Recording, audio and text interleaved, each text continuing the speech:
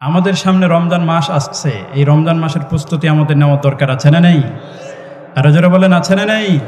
তবে রমজান মাসে প্রস্তুতি নিতে গেলে আমাদেরকে 4টা পাপ কাজ ছাড়তে হবে।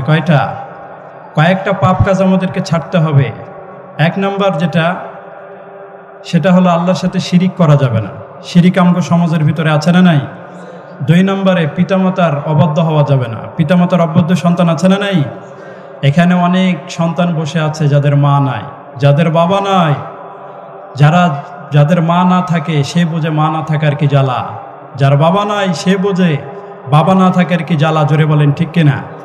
এই জন্য মা বাবার সাথে খারাপ আচরণ করা যাবে, কারণ মা বাবা এমন একটা জিনিস, মা বাবা দোয়া করলেও কবুল হয়ে যায়, আবার বদদোয়া করলেও কবুল হয়ে যায়। বিশ্বনবী বলেছেন সালাসাতুন দাওয়াতুন মুস্তাজাবা, 3 ব্যক্তির দোয়া আল্লাহ কখনো ফেরায় না। কয় ব্যক্তি? 3 ব্যক্তির দোয়া আল্লাহ কখনো ফেরায় না। 1 নম্বর হচ্ছে দাওয়াতুল মুসাফিরের দোয়া। 2 নম্বর হচ্ছে দাওয়াতুল মাজলুম, নির্যাতিত ব্যক্তির দোয়া। কোনো নির্যাতিত ব্যক্তি যদি রাষ্ট্রের ভিতরে অত্যাচারিত হয়ে যদি আল্লাহর দরবারে যদি দোয়া করে, ওই দোয়াটা সঙ্গে সঙ্গে কবুল করে নেয় কে? এই জন্য মাজলুমের দোয়া কিন্তু আল্লাহ ফেরত দেয় নাই, যার কারণে জালেমদের পতন অতীতে আমরা দেখেছি। জোরে বলেন ঠিক কিনা? পতন আমরা দেখেছি। তো এই জন্য পিতামাতার সাথে খারাপ আচরণ করা যাবে, কারণ মায়ের মর্যাদা 3 কারণে বেশি। জোরে বলেন কয় কারণে? 1 নম্বর হচ্ছে হামেলাথু উম্মুহু, বাবা তোমার পেটে ধরে নাই, পেট ধরেছেন কে? ওয়াহানান আলা ওয়াহান, ব্যথার পরের ব্যথা, যন্ত্রণার পরে যন্ত্রণা, বাবা সহ্য করে নাই, সহ্য করেছেন কে? অফিসালুহু ফি আমাইন, 2 বছর আমারে বাবার দুধ খাওয়াই নাই, দুধ খাইয়েছে কে? কত গ্যালান দুধ, কত লিটার দুধ আপনি খেয়ে খেয়ে আপনি সাবার করেছেন, তার কোনো হিসাব আছে? আর যারা বলেন হিসাব আছে? মায়ের 1 ধার দুধের দাম কাটিয়া গায়ের চাম, পাপস বানাইলে ঋণের শোধ হবে না, এমন দরদি হবে কেউ হবে না আমার মাগো, এমন দরদি হবে কেউ হবে না আমার মাগো। জোরে বলেন আল্লাহু আকবার। তো পিতামাতার অবাধ্য হওয়া যাবে না। এরপরে 3 নম্বরে আল্লাহ যাকে রমজান মাসে মাফ করে না সেটা হচ্ছে নেশাদার লোক। নেশা আমাদের সমাজের ভিতরে আছে না নাই? আরো জোরে বলেন আছে না নাই? বিড়িখোর আমাদের সমাজের ভিতরে অনেক পাওয়া যায়। বিড়ি এমন একটা খাবার যেটারে কুত্তা পর্যন্ত মুখ দেয় না। কথা বলেন ঠিক কিনা? আপনার বাড়িতে যখন আপনারা ভাত বলেন না, ভাত মানে খাবারটা যখন নষ্ট হয়ে যায়, যখন পচে যায়, তখন আমরা কি করি? ওইটারে ফেলে দেই না? হয় ওটা আমরা ফেলে দেই, নয়তো এটাকে আমরা গরুকে খাইতে দেই। তার মানে আপনি যেটা খান না, পচা খাবার, সেটা খাওয়ার জন্য কোনো না কোনো মাখলুক পাওয়া যায়, হয় কুকুর, নয়তো গরু, নয়তো বিড়াল, ঠিক কিনা? আপনি যখন চকলেট খান, চকলেট খাইতে খাইতে যখন চকলেটটা যখন মাটিতে পড়ে, ওই চকলেটটা খাওয়ার জন্য কোনো না কোনো প্রাণী পাওয়া যায়, নয়তো পিপিলিকা। জোরে বলেন ঠিক কিনা? কিন্তু সিগারেট এমন একটা খাবার যেটা আপনি খায়া যদি ফেলে দেন, কুত্তাও পর্যন্ত ওটার মুখ দেয় না, ঠিক কিনা? আবার এই বিড়িটা তৈরি হয় তামাক পাতা থেকে, আলা পাতা থেকে। যারা আবাদ করে দেখবেন এটার কোনো বেড়া টেড়া দেওয়া লাগে না, মানে ছাগলও এটার মুখ দেয় না। তো কুত্তার যেটা মুখ দেয় না, ছাগল যেটা মুখ দেয় না, সেটা আশরাফুল মাখলুকাত হয়ে কেমন করে যে মানুষ এটা মুখে দিতে পারে আমার মাথায় ধরে না। এই জন্য নেশা থেকে আমাদেরকে বেঁচে থাকার দরকার আছে না নেই? আল্লাহ তাআলা আমাদেরকে সঠিক সমঝ দান করুক। আমরা পড়ি আমিন। আমি ভূমিকাতে আর লম্বা করব না, আমি সরাসরি মূল আলোচনার দিকে চলে যাব। আমি আপনাদের সামনে কোরআনুল কারীম থেকে সূরাতুল বুরুজ, কোন সূরা? সূরাতুল বুরুজের আমি 2টা আয়াত তেলাওয়াত করেছি। এই আয়াত নিয়ে আপনাদের সামনে আমি কিছু কথা শেয়ার করব। এই সূরাটা হচ্ছে মাক্কি সূরা। কি সূরা? এই সূরাটা হচ্ছে মাক্কি সূরা। বিশ্বনবীর জীবনে 2টা ইনিংস, একটা হচ্ছে মাক্কি ইনিংস আর একটা হচ্ছে মাদানী ইনিংস। মাক্কি ইনিংসে বিশ্বনবী ঠ্যাক দিয়ে খেলছে, কোনো প্রতিবাদ করে নাই। ওনাকে অনেক নির্যাতন চালানো হয়েছে, ওনাকে অনেক অত্যাচার চালানো হয়েছে, কিন্তু কোনো প্রতিবাদ করে নাই। কিন্তু যখন মক্কা থেকে যখন মদিনায় গেলেন, তখন তিনি গর্জে উঠলেন আপন শক্তিতে। জোরে বলেন ঠিক কিনা? তখন তিনি বললেন টোকেন অফস, কোনো টেন্ডারবাজি চলবে না, কোনো চাঁদাবাজি চলবে না, কোনো সবলের দুর্বলের উপরে অত্যাচার চলবে না। জোরে বলেন ঠিক কিনা? তিনি সমাজটাকে পাল্টিয়ে দিলেন মদিনায় গিয়ে, জ্বলে উঠলেন আপন শক্তিতে। রবি না, হ্যাঁ, আপন শক্তিতে উনি জ্বলে উঠলেন। সুবহানাল্লাহ কইবেন না? তো এই সূরাটা হচ্ছে মাক্কি সূরা। কি সূরা? মাক্কি সূরা।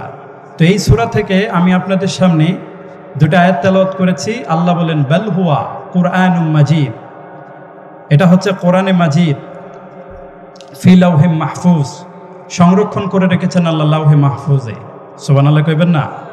আল্লাহ বলেন বাল হুয়া কুরআনুম মাজিদ ফি লাউহে মাহফুজ। আল্লাহ বলেন এটা হচ্ছে কোরআনে মাজিদ, সংরক্ষণ করে রেখেছি লাউহে মাহফুজে। তার মানে আমরা বুঝলাম আল্লাহ কোরআনের জন্য একটা বাড়ি বানিয়ে দিয়েছে, সেই বাড়িটার নাম হচ্ছে লাউহে মাহফুজ। তানবীরুল মিকবাস তাফসীরে ইবনে আব্বাসের রেফারেন্সে এসেছে ফাওকাস সামা ইসাবিয়া, সপ্তম আকাশের উপরে, তুলুহুমা বাইনাল মাশরিকি ওয়াল মাগরিবি, পূর্ব থেকে পশ্চিম যত দূর, লাউহে মাহফুজ তত দূর। আরদুহুমা বাইনাস সামাওয়াতি ওয়াল আরদ, আসমান জমিন যত লম্বা, লাউহে মাহফুজ তত লম্বা। ওয়াহুয়া দুররাতিন বাইদা, ঝকঝকে ফকফকে ডায়মন্ড দিয়ে আল্লাহ কোরআনের বাড়ি বানিয়েছেন। জোরে বলেন সুবহানাল্লাহ। তাহলে আল্লাহ বলেন বাল হুয়া কুরআনুম মাজিদ, এটা হচ্ছে কোরআনে মাজিদ। আল্লাহ তাআলা কোরআনের একটা নাম রেখে দিয়েছে কোরআনে মাজিদ, কিন্তু আমরা তো এটারে কই কোরআন শরীফ বলি না। কোরআন শরীফ বললে গুনাহ হবে না, বাট কোরআনে যেটা আছে এটা বললে সওয়াব বেশি, এজন্য আমরা কোরআনে মাজিদ বলবো। কি বলবো? কোরআনে মাজিদ বলবো। এই জন্য রব্বুল আলামিন বলেন বাল হুয়া কুরআনুম মাজিদুন ফি লাউহিম মাহফুজ। জোরে বলেন আল্লাহু আকবার। মহিমান্বিত কোরআন, কোরআনে মাজিদ সংরক্ষণ করে রেখেছেন আল্লাহ লাউহে মাহফুজে। সুবহানাল্লাহ কইবেন না? আবার এই কোরআনের আরেক নাম হচ্ছে কোরআনে কারীম। ওয়া ইন্নাহু লাকুরআনুন কারীমুন ফি কিতাবিম মাকনুন। মহিমান্বিত কোরআন, কোরআনুল কারীম গোপন কিতাবে এই কোরআনটাকে সংরক্ষণ করে রেখেছে কে? তাহলে কোরআনের আরেকটা নাম পাইলাম কোরআনে কারীম, প্রথমে পাইলাম কোরআনে মাজিদ। আবার রব্বুল আলামিন বলেন ইয়াসিন ওয়াল কুরআনিল হাকীম ইন্নাকা লামিনাল মুরসালিন। ইয়াসিন ওয়াল কুরআনিল হাকীম, এটা হচ্ছে বিজ্ঞানময় কোরআন, কোরআনে হাকীম। জোরে বলেন ঠিক কিনা? আবার এই কোরআনের আরেক নাম হচ্ছে কোরআনে আরবি। ইন্না আনজালনা আলাইকাল কুরআনান আরাবিয়াল লাআল্লাকুম তাকিলুন। নিশ্চয় আমি এই কোরআনটাকে নাজিল করেছি আরবি ভাষা। কি ভাষা? আরবি ভাষা। কোরআনের ভাষা যেহেতু আরবি, এই জন্য কোরআনকে বলা হয় কোরআনে আরবি। আর বিশ্বনবী যেহেতু আরবি ভাষার পাশাপাশি মানুষ, এই জন্য বিশ্বনবীকে বলা হয় রাসূলে আরবি। সুবহানাল্লাহ কইবেন না? আবার এই কোরআনের আরেক নাম হচ্ছে কোরআনে আজিম। ওয়ালাকাদ আতাইনাকা সাবআম মিনাল মাসানি ওয়াল কুরআনাল আযীম।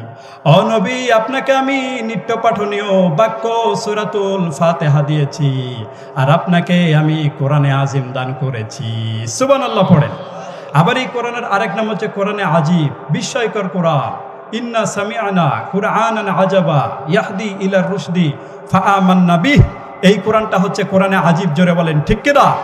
তাহলে আমরা পেলাম কোরআনে কারীম, আমরা পেলাম কোরআনে মাজিদ, আমরা পেলাম কোরআনে হাকিম, আমরা পেলাম কোরআনে আরবি, আমরা পেলাম কোরআনে মাজিদ। সুবহানাল্লাহ পড়েন। এই জন্য কোরআনের এই নামগুলো ধরে কোরআনকে ডাকতে রাজি আছেন তো? আরো জোরে বলেন রাজি আছেন? আবার এই কিতাবটা এমন একটা কিতাব, এই কিতাবের দিকে যদি আপনি নজর করে তাকান তাহলে আপনার আমলনামায় সওয়াব দিয়ে পূর্ণ করে দেবেন কে? এই জন্য বিশ্বনবী বলেছেন নাজারু ইলা সালাসাতি আশিয়া ইবাদা, তিন জিনিসের দিকে কেউ যদি নজর করে তাকায়, তিন জিনিসের দিকে নজর করে তাকা মাত্র ওই ব্যক্তির আমলনামায় সওয়াব দিয়ে পূর্ণ করে দিবেন কে? এক নাম্বার হচ্ছে নাজার ইলাল কাবা, কাবার দিকে তাকাইলে সওয়াব আছে না নাই? হজ করতে গেলেন, উমরা করতে গেলেন, হজ উমরা করতে গিয়ে কেউ যদি কাবার দিকে নজর করে তাকায় ওই ব্যক্তির আমলনামায় সওয়াব দিয়ে পূর্ণ করে দিবেন কে? দুই নাম্বার হচ্ছে আন নাজার ইলাল ওয়াজহিল ওয়ালিদাইন, কেউ যদি পিতামাতার দিকে মায়ার নজরে তাকায়, পিতামাতার দিকে মায়ার নজরে তাকার ফলে ওই ব্যক্তির কবুল হজের সওয়াব আমলনামায় দিয়ে দিবেন কে? তিন নাম্বার হচ্ছে আন নাজার ইলাল মুসহাফ, অনেক মুরব্বীরা কোরআন পড়তে পারে না, আটকে আটকে যায়, শুধু কোরআনের উপরে এরকম করে শুধু আঙ্গুল ঘোরায়, কোরআনের উপরে আঙ্গুল ঘোরায়, চোখের পানি ছাড়ে। কেউ যদি কোরআনের দিকে মায়ের নজরে তাকিয়ে থাকে, কেউ যদি কোরআনের দিকে তাকিয়ে চোখের পানি ছেড়ে দেয়, ওই ব্যক্তির আমলনামায় সওয়াব দিয়ে পূর্ণ করে দিবেন কে? পৃথিবীতে এমন কোনো বই আছে যে বই থেকে তাকাইলে সওয়াব আছে নাকি? জাফর ইকবাল স্যার আছে না একজন, ওনার বইয়ের দিকে তাকালে তো মনে সওয়াব আছে না? কত সুন্দর বই লাগে, ভূতের বাচ্চা সুলাইমান। বেটা তুই ভূতের বাচ্চা, তোর মা ভূতের বাচ্চা, তোর 14 গোষ্ঠী ভূতের বাচ্চা, জোরে বলেন ঠিক না? নবীদের নামে উল্টা পাল্টা বই বানায়, কোরআনের বিরুদ্ধে কথা বলে, ইসলামের বিরুদ্ধে কথা বলে, এরকম কালপিট কপাল পোড়া বাংলার জমিনে আছে না নাই? দুই জায়গায় আমরা বড় দুর্বল, একটা হচ্ছে আমার কোরআন, আর একটা হচ্ছে আমার বিশ্বনবীর সম্মান। এই দুইটার বিরুদ্ধে যারা বাম হাত ঢুকায়, তাদের বাম হাত কিভাবে ভেঙে দিতে হয় তাও আমরা জানি, জোরে বলেন ঠিক না? হচ্ছেন আমাদের কলিজা, কোরআন হচ্ছে আমাদের হৃদয়। এই দুইটার বিরুদ্ধে যে ব্যক্তি কথা বলবে, ওই বেদবগুলারেও ফাঁসির রশিতে ঝোলানোর দরকার আছে না নাই? এই কোরআনকে নিয়ে যারা কথা বলবে, এই কোরআনকে যারা ভাওতাবাজির কিতাব বলবে, ওই সমস্ত মানুষগুলোকেও আইনের আওতায় আনার দরকার আছে না নাই? আরো জোরে বলেন আছে না নাই? কারণ কোরআনের বিরুদ্ধে যে ব্যক্তি কথা বলবে, তার ঠাঁই এই বাংলার জমিনে হতে পারে না, জোরে বলেন ঠিক কিনা? আর একটা নাস্তিক পাওয়া যায়, নাম হচ্ছে তসলিমা নাসরিন। সেও কোরআনের বিরুদ্ধে কথা বলেছিল, সেও ইসলামের বিরুদ্ধে কথা বলেছিল। ওই গভর্নমেন্টের উচিত ছিল ওই বেদক মহিলাটাকে দেশের বাহিরে পার না করে দিয়ে ওই বেদক মহিলাটাকেও ফাঁসির রশিতে ঝুলিয়ে দেওয়ার দরকার ছিল, জোরে বলেন ঠিক কিনা? কারণ কোরআনের বিরুদ্ধে যারা কথা বলে, তাদের ঠাঁই এই বাংলার জমিনে হতে পারে না, জোরে বলেন ঠিক কিনা?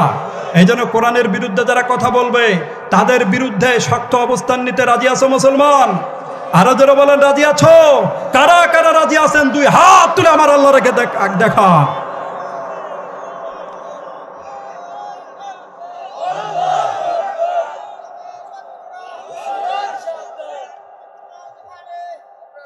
আল্লাহ তাআলা আমাদের স্লোগানগুলোকে কবুল করুক, আমরা পড়ি আমিন।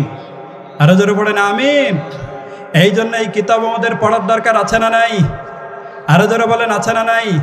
এই কিতাবটা এমন একটা কিতাব, এই কিতাব আপনি যদি পড়েন, এক একটা আয়াতের বিনিময়ে আপনার জান্নাতের ভিতরে এক একতলা বিল্ডিং আপনার উঁচা করে দিবেন কে? এই জন্য বিশ্বনবী বলেছেন, হারফুম মিন কিতাবিল্লাহি ফালানু হাসানা, যে ব্যক্তি আল্লাহর কোরআন তেলাওয়াত করে তার আমলনামায় সওয়াব দেওয়া হয়, ওয়াল হাসানাতু বিআশরি আমসালিহা, যে ব্যক্তি একটা অক্ষর তেলাওয়াত করে তার আমলনামায় 10 নেকি দান করে দিবেন কে? আবার আল্লাহ কিয়ামতের ময়দানে বলবেন, ইকরা ওয়ারতাকি ওয়ারাতিল কামা কুনতা তুরাতিলু ফিদ দুনিয়া ফা ইন্নাল মানজিলাতাকা ফি আখিরি আয়াতিন তাকরাউহা। কোরআনের এক একটা আয়াত তেলাওয়াত কর, এক একটা আয়াত তেলাওয়াতের বিনিময়ে জান্নাতের ভিতরে তোর এক একতলা বিল্ডিং তোর উঁচা করে দিবেন কে? এই জন্য কোরআন আমরা পড়তে রাজি আছে না নাই? তার মানে এই কোরআন নজর করলে সওয়াব, এই কোরআন পড়লে সওয়াব, আবার এই কোরআন যদি আপনি ধরেন সেখানেও সওয়াব আছে না নাই? আরো জোরে বলেন আছে না নাই? ব্রিটিশ মিউজিয়াম একটা জাদুঘর আছে, ওই জাদুঘরের ভিতরে বিভিন্ন ধর্মগ্রন্থের কিতাব আছে। সেখানে আছে Shrimad Bhagavad Gita, Old Testament, New Testament, Zend Avesta, সেগাডেটাল, টালমুড, ডোরা, দশাতীর, গ্রন্থ সাহেব, ইয়াহফিজ, মহাভারত, দীঘানিকায়া, বিভিন্ন ধর্মগ্রন্থের কিতাব ওই জাদুঘরের ভিতরে আছে। যারা এই জাদুঘর পরিদর্শন করতে যায়, পরিদর্শন করতে গিয়ে তারা বিভিন্ন ধর্মগ্রন্থের কিতাবগুলো তারা হাত দিয়ে স্পর্শ করে তারা পড়তে পারে, কোনো সমস্যা হয় না। কিন্তু কোনো ব্যক্তি যদি কোরআনকে ধরতে যায়, সঙ্গে সঙ্গে ওই কম্পিউটার স্ক্রিনের উপরে রেড কালারের একটা লেখা উঠে যায়, please don't touch me without ablution, অনুগ্রহপূর্বক কোরআনকে বিনা ওযুতে স্পর্শ করা যাবে? আরে যারা বলেন যাবে? তার মানে এই কিতাবটা এমন একটা কিতাব, এই কিতাব ধরলে সওয়াব হয়, এই কিতাব নজর করলে সওয়াব হয়, এই কিতাব শুনলে সওয়াব আছে না নাই? আরো যারা বলেন আছে না নাই? এখন আপনি যদি লালন গীতে শোনেন আপনার সওয়াব হবে নাকি? মরমী গান যদি শোনেন সওয়াব হবে? আর যারা বলেন হবে।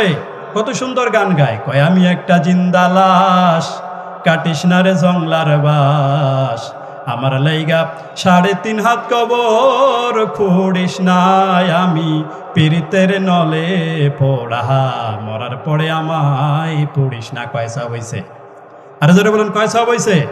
কেউ যদি বিশ্বাস করে গায় তাহলে তার ইমানটাও যাবে। জোরে বলেন ঠিক কিনা? প্রথম লাইনে বললেন আমারে কবর দিস না, এরপরে বললেন জংলার বাস কাটিস না, এরপরে বললেন শ্মশানে পড়িস না। মুসলমানদেরকে কবরে শোয়ায় নাকি শ্মশানে পড়ায়?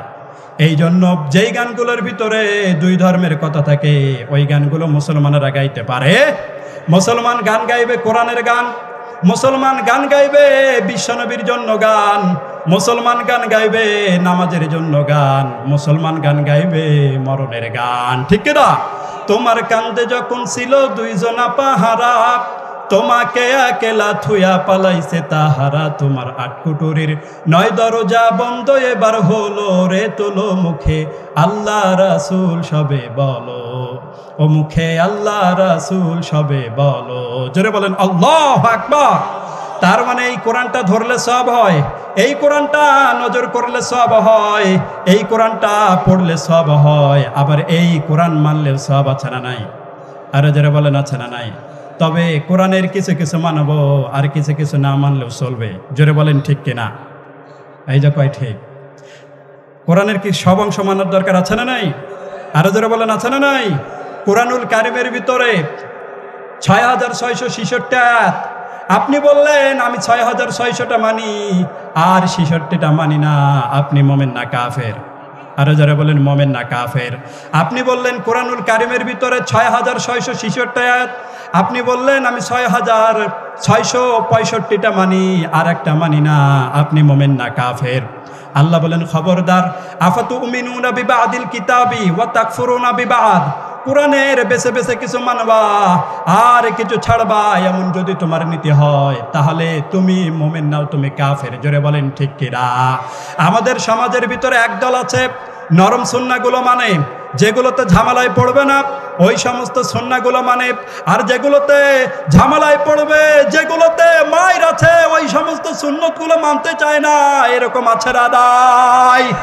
মিষ্টি খাওয়ার সুন্নত মানে, কিন্তু মায়ের খাওয়া যে সুন্নাত এইটা মানতে চায় না। আছে না নাই? আর জোরে বলেন আছে না নাই? সুন্নাত শুধু নয় সুমধুর আলাপন, আর সুন্নাত হলো হুঙ্কার গর্জন। ঠিক না? সুন্নাত শুধু নয় পাগড়ি মাথায় দেয়া, আর সুন্নাত হলো অন্যায় বাধা দেয়া। ঠিক না? সুন্নাত শুধু নয় মেষ চারাতে যাওয়া, আর সুন্নাত হলো রাষ্ট্রনায়ক হওয়া।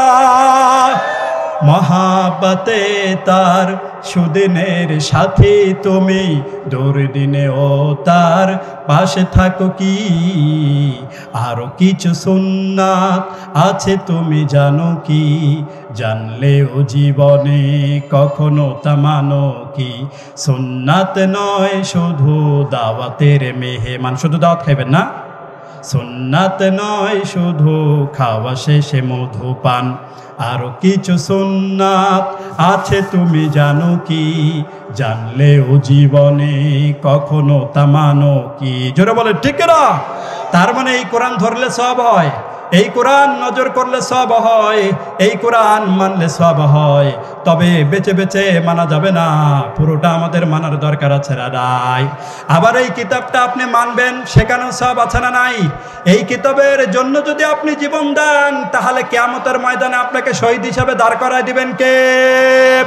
ولا تقولوا لمن يقتل في سبيل الله أموات بل أحياء ولكن لا تشعرون।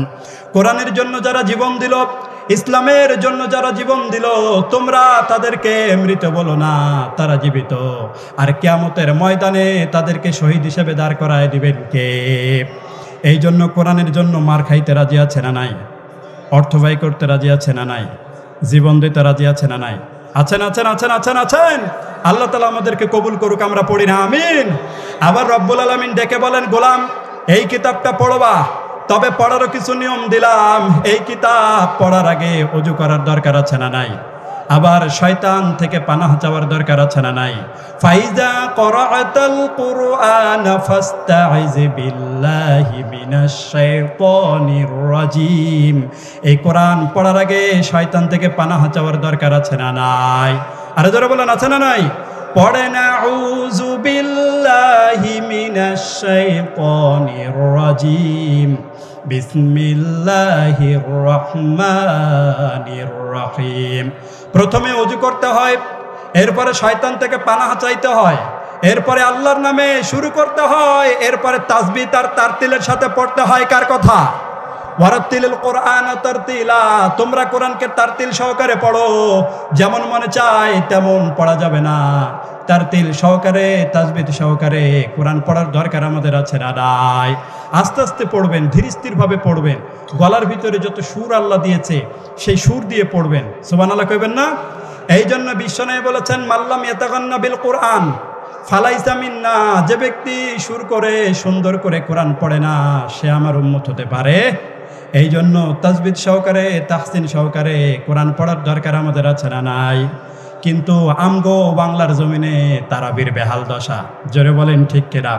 কই যায় তাসবিহ, কই যায় জান্নাতের আয়াত, কই যায় জাহান্নামের আয়াত, কই গেল আমার মুসা নবীর কাহিনী, কই গেল আমার ঈসা নবীর কাহিনী? কিচ্ছু টের পাওয়া যায় না। জাপানের রেলগাড়িও পর্যন্ত ফেল। জোরে বলেন ঠিক কিনা? এই জন্য রুব্বাতা লিল কোরআন ওয়াল কোরআন ইয়ালআনুহু। কোরআনের কিছু কারি আছে, কোরআনের কিছু পাঠক সাহেব আছে, তারা এমনভাবে কোরআন তেলাওয়াত করে, কোরআন তাদেরকে সওয়াব দেওয়া তো দূরের কথা, বরং কোরআনেরও তাদেরকে লানত দেয়। জোরে বলেন ঠিক কিনা? এই জন্য তাসবিহ সহকারে, তাহসিন সহকারে কোরআন পড়ার দরকার আমাদের আছে না নাই? আরে জোরে বলেন, আছে না নাই? তারাবির নামাজ তো সুন্নাহ। কে বলেছে আপনাকে 20 রাকাত তারাবি পড়তে? পারলে আপনি 4 রাকাত পড়েন, পারলে আপনি 8 রাকাত পড়েন, পারলে আপনি 12 রাকাত পড়েন, পারলে আপনি 20 রাকাত পড়েন, কিন্তু যেটা পড়বেন ওটা আস্তে আস্তে পড়ার দরকার আছে না নাই? আরে যারা বলেন, আছে না নাই? কাবা শরীফের ইমাম আব্দুর রহমান সুদাইসি যখন আযাবের আয়াতগুলো যখন টান দেয় তারাবির নামাজে, তখন পুরো হেরেম শরীফের ভিতরে কান্না রোল পড়ে যায়। সুবহানাল্লাহ কইবেন না? উনি মাঝে মাঝে তেলাওয়াত থামিয়ে থামিয়ে চোখের পানি ছেড়ে কাঁদে, মুসল্লিরাও চোখের পানি ছেড়ে কাঁদে, চতুর্দিকে কান্নার পরিবেশ, নীরব নিঃশব্দ ছাইলেন। ঠিক কিনা? কারো কাছে কোনো রকমের আওয়াজ পাওয়া যায় না, শুধু কান্নার আওয়াজ আর গুনগানের আওয়াজ ছাড়া। ঠিক কিনা? কারণ উনি বুঝেছেন, উনি তেলাওয়াত করেছেন, উনি বুঝেছেন। আবার জান্নাতের আয়াতগুলো এমন সাবলীল কণ্ঠে তেলাওয়াত করে মুসল্লিদের প্রাণ মন ঠান্ডা হয়ে যায়। সুবহানাল্লাহ কইবেন না? কিন্তু আমগো বাংলার জমিনে তারাবির বেহাল দশা। কই জান্নাতের আয়াত গেল, কই জাহান্নামের আয়াত গেল, কই গেল আমার মুসা নবীর কাহিনী, কই গেল আমার ঈসা নবীর কাহিনী? কিচ্ছু টের পাওয়া যায় না। জোরে বলেন ঠিক কিনা? এই জন্য তারাবিহের নামাজ আর তাড়াতাড়ি পড়বেন। আরো জোরে বলেন, তাড়াতাড়ি পড়বেন। ধীর স্থিরভাবে তারাবি পড়ার দরকার আছে না নাই? আল্লাহ তাআলা আমাদেরকে বোঝার তৌফিক দান করুক, আমরা পড়ি আমিন। আবার এই কিতাবটা এমন একটা কিতাব, এই কিতাব আপনি যদি পড়েন তাহলে আপনার শেফা দান করে দিবেন কে? وَنُنَزِّلُ مِنَ الْقُرْآنِ مَا هُوَ شِفَاءٌ وَرَحْمَةٌ لِّلْمُؤْمِنِينَ وَلَا يَزِيدُ الظَّالِمِينَ إِلَّا خَسَارًا। আল্লাহ বলেন, এই কোরআনের ভিতরে আমি রহমত দিয়েছি, বরকত দিয়েছি, মার্সি দিয়েছে। এই কোরআন পড়ে আপনি যদি ফু দেন তাহলে অসুস্থ ব্যক্তির সুস্থ বানিয়ে দিবেন কে? আরে জোরে বলেন কে? বিশ্বনবীর হাতে একবার বল্লা পোকা কামড় দিল। বিশ্বনবী আয়েশারে ডেকে বললেন, আয়েশা রে, লবণের পানি গরম দাও। মা আয়েশা লবণের পানি গরম দিলেন। বিশ্বনবী বললেন, হাতের ভিতরে ঢালো। মা আয়েশা হাতের ভিতরে ঢালতে লাগলেন। ইনটামিন টাইম বিশ্বনবী সূরা ফাতিহা পড়তে লাগলেন। ইনটামিন টাইম লবণের পানি ঢালাও শেষ, লবণের পানি ঢালাও শেষ হয়ে গেছে, সূরা ফাতিহা পড়াও শেষ। আঙ্গুলের ব্যথাও, জোরে বলেন, আঙ্গুলের ব্যথাও। মা আয়েশা ডেকে বললেন, নবী আপনি তো শুধু সূরা ফাতিহা পড়ে আপনি তো ফু দিলে পারতেন, কিন্তু লবণের পানি গরম করে আপনি আমারে কষ্ট দিলেন কেন? বিশ্বনবী ডেকে বললেন, আয়েশা রে, লবণের পানি দিয়ে চিকিৎসা হয় আর সূরা ফাতিহা দিয়ে ঝাড়ফুঁক হয়। ঝাড়ফুঁক আর চিকিৎসা দুইটার সমন্বয়ে রোগীকে ভালো করে দিবেন কে? কেউ যেটা পারে না সেটা পারে কে? বিশ্বনবীর কিছু সাহাবারা সফরের ভিতরে ঘুরতেছে, তো এক সাহাবী তাকিয়ে দেখে অনেক লোকের সেখানে ভিড়। তো এক সাহাবী ভিড় ঠেলে প্রবেশ করলেন। ভিড় ঠেলে প্রবেশ করার পরে নজর করে দেখলেন একটা লোক শুয়ে আছে, আর ওই লোকটার পাশে কয়েকজন মন্ত্র পড়ে, সৌমান্তার সু কালিকুত্তার গু, এরকম করে মন্ত্র পড়ে। তো সাহাবী বলল, কি হয়েছে তোমাদের? বলে, যিনি শুয়ে আছেন ইনি হচ্ছেন আমাদের নেতা। আমাদের নেতাকে পাইথান একটা অজগর সব কামড় দিয়েছে, আমাদের নেতা মইরা যাবে, এখন আমরা হয়ে যাবো খেতা। সাহাবী বলল, আমার কাছে এমন একটা মন্ত্র জানা আছে, যেই মন্ত্র পড়ে ফু দিলে তোমার নেতারে সুস্থ করে দিবে কে? তখন কর্মীরা বলতে লাগলো, তোমারে পাইছি, তাহলে তুমি একটু ঝাড়ফুঁক করো। সাহাবী কয়, না করুম না, কতি ফুল গানাম, 100 ছাগল দাও, আগে 100 ছাগল দাও, তারপর ঝাড়ফুঁক করবো। কর্মীরা এখন চিন্তা করলো, যিনি সে আছেন ইনি হচ্ছে আমগো নেতা, নেতা যদি মইরা যায় তাহলে আমরা হয়ে যাবো খেতা। জোরে বলেন ঠিক কিনা? এখন কি করলো, প্রত্যেক বাড়িতে বাড়িতে 100 ছাগল তোলা শুরু করলো। 100 ছাগল যখন হয়ে গেল, এরপরে সাহাবীকে বললেন যে নাও এবার তুমি ঝাড়ফুঁক করো। সাহাবী এবার অজু করলেন, অজু করে বললেন কোন জায়গায় কামড় দিয়েছে? বললে এই জায়গায় কামড় দিয়েছে। সাহাবী অজু করে যখন 2 রাকাত নামাজ পড়লেন, নামাজ পড়ে এরপরে পায়ের কাছে গেলেন, সূরা ফাতিহা পড়ে যখন ওই পায়ের ভিতরে যখন ফু দিলেন, সঙ্গে সঙ্গে বন্ধ চোখটা মুহূর্তের ভিতরে খুলে যায়। সুবহানাল্লাহ পড়েন। দ্বিতীয়বার যখন ফু দিয়েছে শোয়া থেকে বসে যায়। তৃতীয়বার যখন ফু দিয়েছে দাঁড়ায় হাঁটতে শুরু করছে। সুবহানাল্লাহ পড়েন। সবাই তো দেইকে একবারে টাসকি খায়া গেছে। সাহাবী বলল, টাসকি পরে খাইও, আগে ছাগল দাও। এক পাল ছাগল নিয়ে বাপের বেটা মদিনায় চলে যাচ্ছে। প্রতিমধ্যে সাহাবীদের পেটের ভিতরে প্রচণ্ড ক্ষুধা। সাহাবীর অনুশোচনা আসলো, হায় হায় রে, কোরআন বেইছে যে ছাগল লয়ে এলাম, আসলে জায়েজ হয়েছে কিনা বিশ্বনবীর কাছে মাসলা জিজ্ঞাসা করার দরকার আছে না নাই? আরে জোরে বলেন, আছে না নাই? বিশ্বনবীর কাছে মাসলা জিজ্ঞাসা করতে গেলেন, ডেকে বললেন, ও নবী, ছাগলের গোস্ত সবার পেটের ভিতরে ঢুকে গিয়েছে, মাসলা দেন তাড়াতাড়ি, এটা জায়েজ হয়েছে কিনা? বিশ্বনবী বললেন, জায়েজ হয়েছে মনে মিয়া, কোরআনের দাম তুমি বাড়ায় দিয়াছো মিয়া, ছাগলের গোস্ত থাকলেও আমারও কিছু দিও। সুবহানাল্লাহ কইবেন না? এই জন্য আপনার মাথার ভিতরে ব্যথা, পেটের ভিতরে ব্যথা, সূরা ফাতিহা পড়ে আপনি যদি ফু দেন তাহলে আপনার ব্যথা ভালো করে দিবেন কে? আবার এই কিতাবটা এমন একটা কিতাব, এই কিতাব পড়ে যদি আপনি ফু দেন তাহলে জিনের 12টা বাজায় দিবেন কে? আরো জোরে বলেন কে? সূরা নাস আর ফালাক, এই 2টা সূরা যদি আপনি পড়েন তাহলে জিনের বাদশাহ পর্যন্ত দিব দৌড়। জোরে বলেন ঠিক কিনা? অনেকে জিন থেকে বাঁচার জন্য তাবিজ লাগায়। তাবিজ লাগানো যাবে কিনা এটা ইখতিলাফি মাসালা, কিন্তু সবচাইতে নিরাপদ হচ্ছে আপনি তাবিজের ধারের কাছেও যাবেন না। জোরে বলেন ঠিক কিনা? বিশ্বনবীর উপরে একবার ব্ল্যাক ম্যাজিক করেছিল লাবিজ ইবনে আসাম, ইহুদিদের মিত্র। ব্ল্যাক ম্যাজিক করার ফলে বিশ্বনবী এত দুর্বল হয়ে গিয়েছে, বিশ্বনবী স্ত্রীদের সাথে এন্টারটেনমেন্ট করতে পারতেন না, স্ত্রীদের সাথে ভালো করে কথা বলতে পারতেন না, মানুষের সাথে চলাফেরা করতে পারতেন না, এত দুর্বল হয়ে গিয়েছিল এই ব্ল্যাক ম্যাজিকের পাওয়ারে। সাইয়েদনা জিবরাইল 4 মাস পরে কোরআনের আয়াত নিয়ে আসলেন, ডেকে বললেন, ও নবী, রব্বুল আলামিন 2টা সূরা নাজিল করেছে, একটার নাম নাস আর আরেকটার নাম হচ্ছে ফালাক। চলেন আপনাকে কোথায় ব্ল্যাক ম্যাজিক করেছে আমি একটু দেখাই। সাইয়েদনা জিবরাইল, সাইয়েদনা আবু বকর, সাইয়েদনা বিশ্বনবী সহ একটা কুয়ার কাছে গেলেন, ডেকে বললেন, ও নবী, তাড়াতাড়ি এই কুয়ার ঢাকনাটা তুলে ফেলেন। বিশ্বনবী যখন কুয়ার ঢাকনাটা যখন তুলে ফেললেন, দেখলেন কুয়ার ভিতরে একটা চিরুনি, আর ওই চিরুনির ভিতরে বিশ্বনবীর মাথার চুল আর দাড়ি দিয়ে 11টা গিট দেয়া। কয়টা? আরো জোরে বলেন কয়টা? আর সূরা নাস আর ফালাকের আয়াত হচ্ছে 11টা। সুবহানাল্লাহ কইবেন না? সাইয়েদনা জিবরাইল ডেকে বললেন, নবী, আপনি একটা একটা করে আয়াত পড়তে লাগেন, আর একটা একটা করে গিট আপনি খুলতে লাগেন, আপনারে সুস্থ করে দিতে থাকবেন কে? বিশ্বনবী একটা একটা করে আয়াত পড়তে লাগলেন, একটা একটা করে গিট খুলতে লাগলেন, বিশ্বনবীরে সুস্থ করে দিতে থাকলো কে? আরো জোরে বলেন কে? এই জন্য আপনার ছেলেকে জিনে ধরেছে, ভূতে ধরেছে, এই কোরআনুল কারিম পড়ে যদি আপনি ফু দেন তাহলে জিনের 12টা বাজায় দিবেন কে? আবার এই কিতাবটা এমন একটা কিতাব, এই কিতাব আপনি পড়ে যদি ফু দেন তাহলে আপনাকে বিপদ থেকে বাঁচায় দিবেন কে?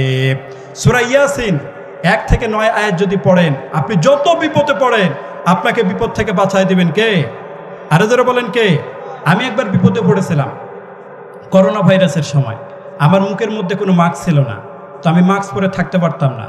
তা আমি বাসা থেকে যখন বের হয়েছি বাজারে, ইন্টারমিন টাইম, চতুর্দিকে পুলিশ আমার ঘেরাও করে ফেলছে, অনেক লোককে ঘেরাও করে ফেলছে, যাদের মুখে মাস্ক নাই তাদেরকে এরকম করে ডান্ডার বাড়ি দিচ্ছে। আমি এখন চিন্তা করলাম, আল্লাহ, পুলিশ যদি ধরে তো মান সম্মান শেষ, এখন কি করি? তখন আমি ইয়াসিন পড়তে শুরু করলাম। সূরা ইয়াসিনের 1 থেকে 9 আয়াত যদি আপনি পড়েন, আপনি যত বিপদে পড়েন আপনার বিপদ থেকে বাঁচায় দিবেন কে? আরে যারা বলেন কে? আমি সূরা ইয়াসিন পড়তে লাগলাম, ইন্টারমিন টাইম একটা পুলিশ লাঠি নিয়ে আমার কাছে আসলেন। লাঠি নিয়ে আমার কাছে এসে আমার মুখের দিকে দেখলেন, আবার আমার পায়ের দিকে দেখলেন।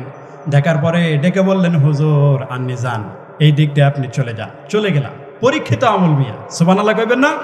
এই জন্য আল্লাহ ডেকে বললেন, নবী আপনি যখন কোরআন তেলাওয়াত করেন আপনার মাঝে আর কাফেরদের মাঝে আমি আল্লাহ পর্দা টেনে দেই। সুবহানাল্লাহ কইবেন না? তারা আপনাকে মারার জন্য খোঁজে, তারা আপনাকে পেটানোর জন্য খোঁজে, কিন্তু আপনার চোখে দেখে না। সুবহানাল্লাহ পড়েন। বিশ্বনবীর উপরে যখন কোরআনের আয়াত নাজিল হলো, তাব্বাত ইয়াদা আবি লাহাবি ওয়া তাব, ধ্বংস হোক নিপাক যাক আবু লাহাবের 2 হাত, এই আয়াত যখন নাজিল হয়ে গেল, বিশ্বনবীকে পিটানোর জন্য বিশ্বনবীর চাচি ঝাঁটা নিয়ে খুঁজে বেড়াচ্ছে, বিশ্বনবীকে পিটায় সাইজ করে দিবে। ইন্ডামিন টাইম বিশ্বনবী আবু বকরের পাশেই বসা, ওই বিশ্বনবীর চাচি লাঠি নিয়ে বিশ্বনবীর এই আবু বকরের কাছে আসতেছে। সাইয়েদনা আবু বকর ডেকে বললেন, ও নবী, আপনার চাচি আপনাকে মারার জন্য আসতেছে, তাড়াতাড়ি আপনি এখান থেকে পালিয়ে যান। বিশ্বনবী ডেকে বললেন, ও আবু বকর, তুমি টেনশন নিও না, তুমি চিন্তা করো না। বিশ্বনবী কোরআন থেকে পড়তে শুরু করলেন, ইয়াসিন ওয়াল কুরআনিল হাকিম ইন্নাকা লামিনাল মুরসালিনা আলা সিরাতিম মুস্তাকিম। বিশ্বনবী সূরা ইয়াসিন পড়তে লাগলেন। ইন্ডামিন টাইম উম্মে জামিল আবু বকরের কাছে এসে ডেকে বললেন, ও আবু বকর, তোমার বন্ধু মোহাম্মদ কই? অথচ বিশ্বনবী আবু বকরের পাশেই বসা। সুবহানাল্লাহ কইবেন না? শত্রুদের সামনে, চোখের সামনে পর্দা ফেলে দিয়েছেন কে? তাফসিরে কুরতুবীর রচয়িতা ইমাম আল কুরতুবী, কন্ডবা ওনার বাড়ি, মনসুর দুর্গে ওনাকে বিনা দোষে বিনা অপরাধে জালিম সরকার ওনাকে জেলখানায় দিয়েছে। ও মিয়া, হকের পথে থাকলে জেলখানা আছে না নাই? আরে যারা বলেন আছে না নাই? সত্যিকারের পাপী যারা তারাই থাকে 10 তলায়, সাদা সীতা মানুষগুলো তারাই থাকে জেলখানায়।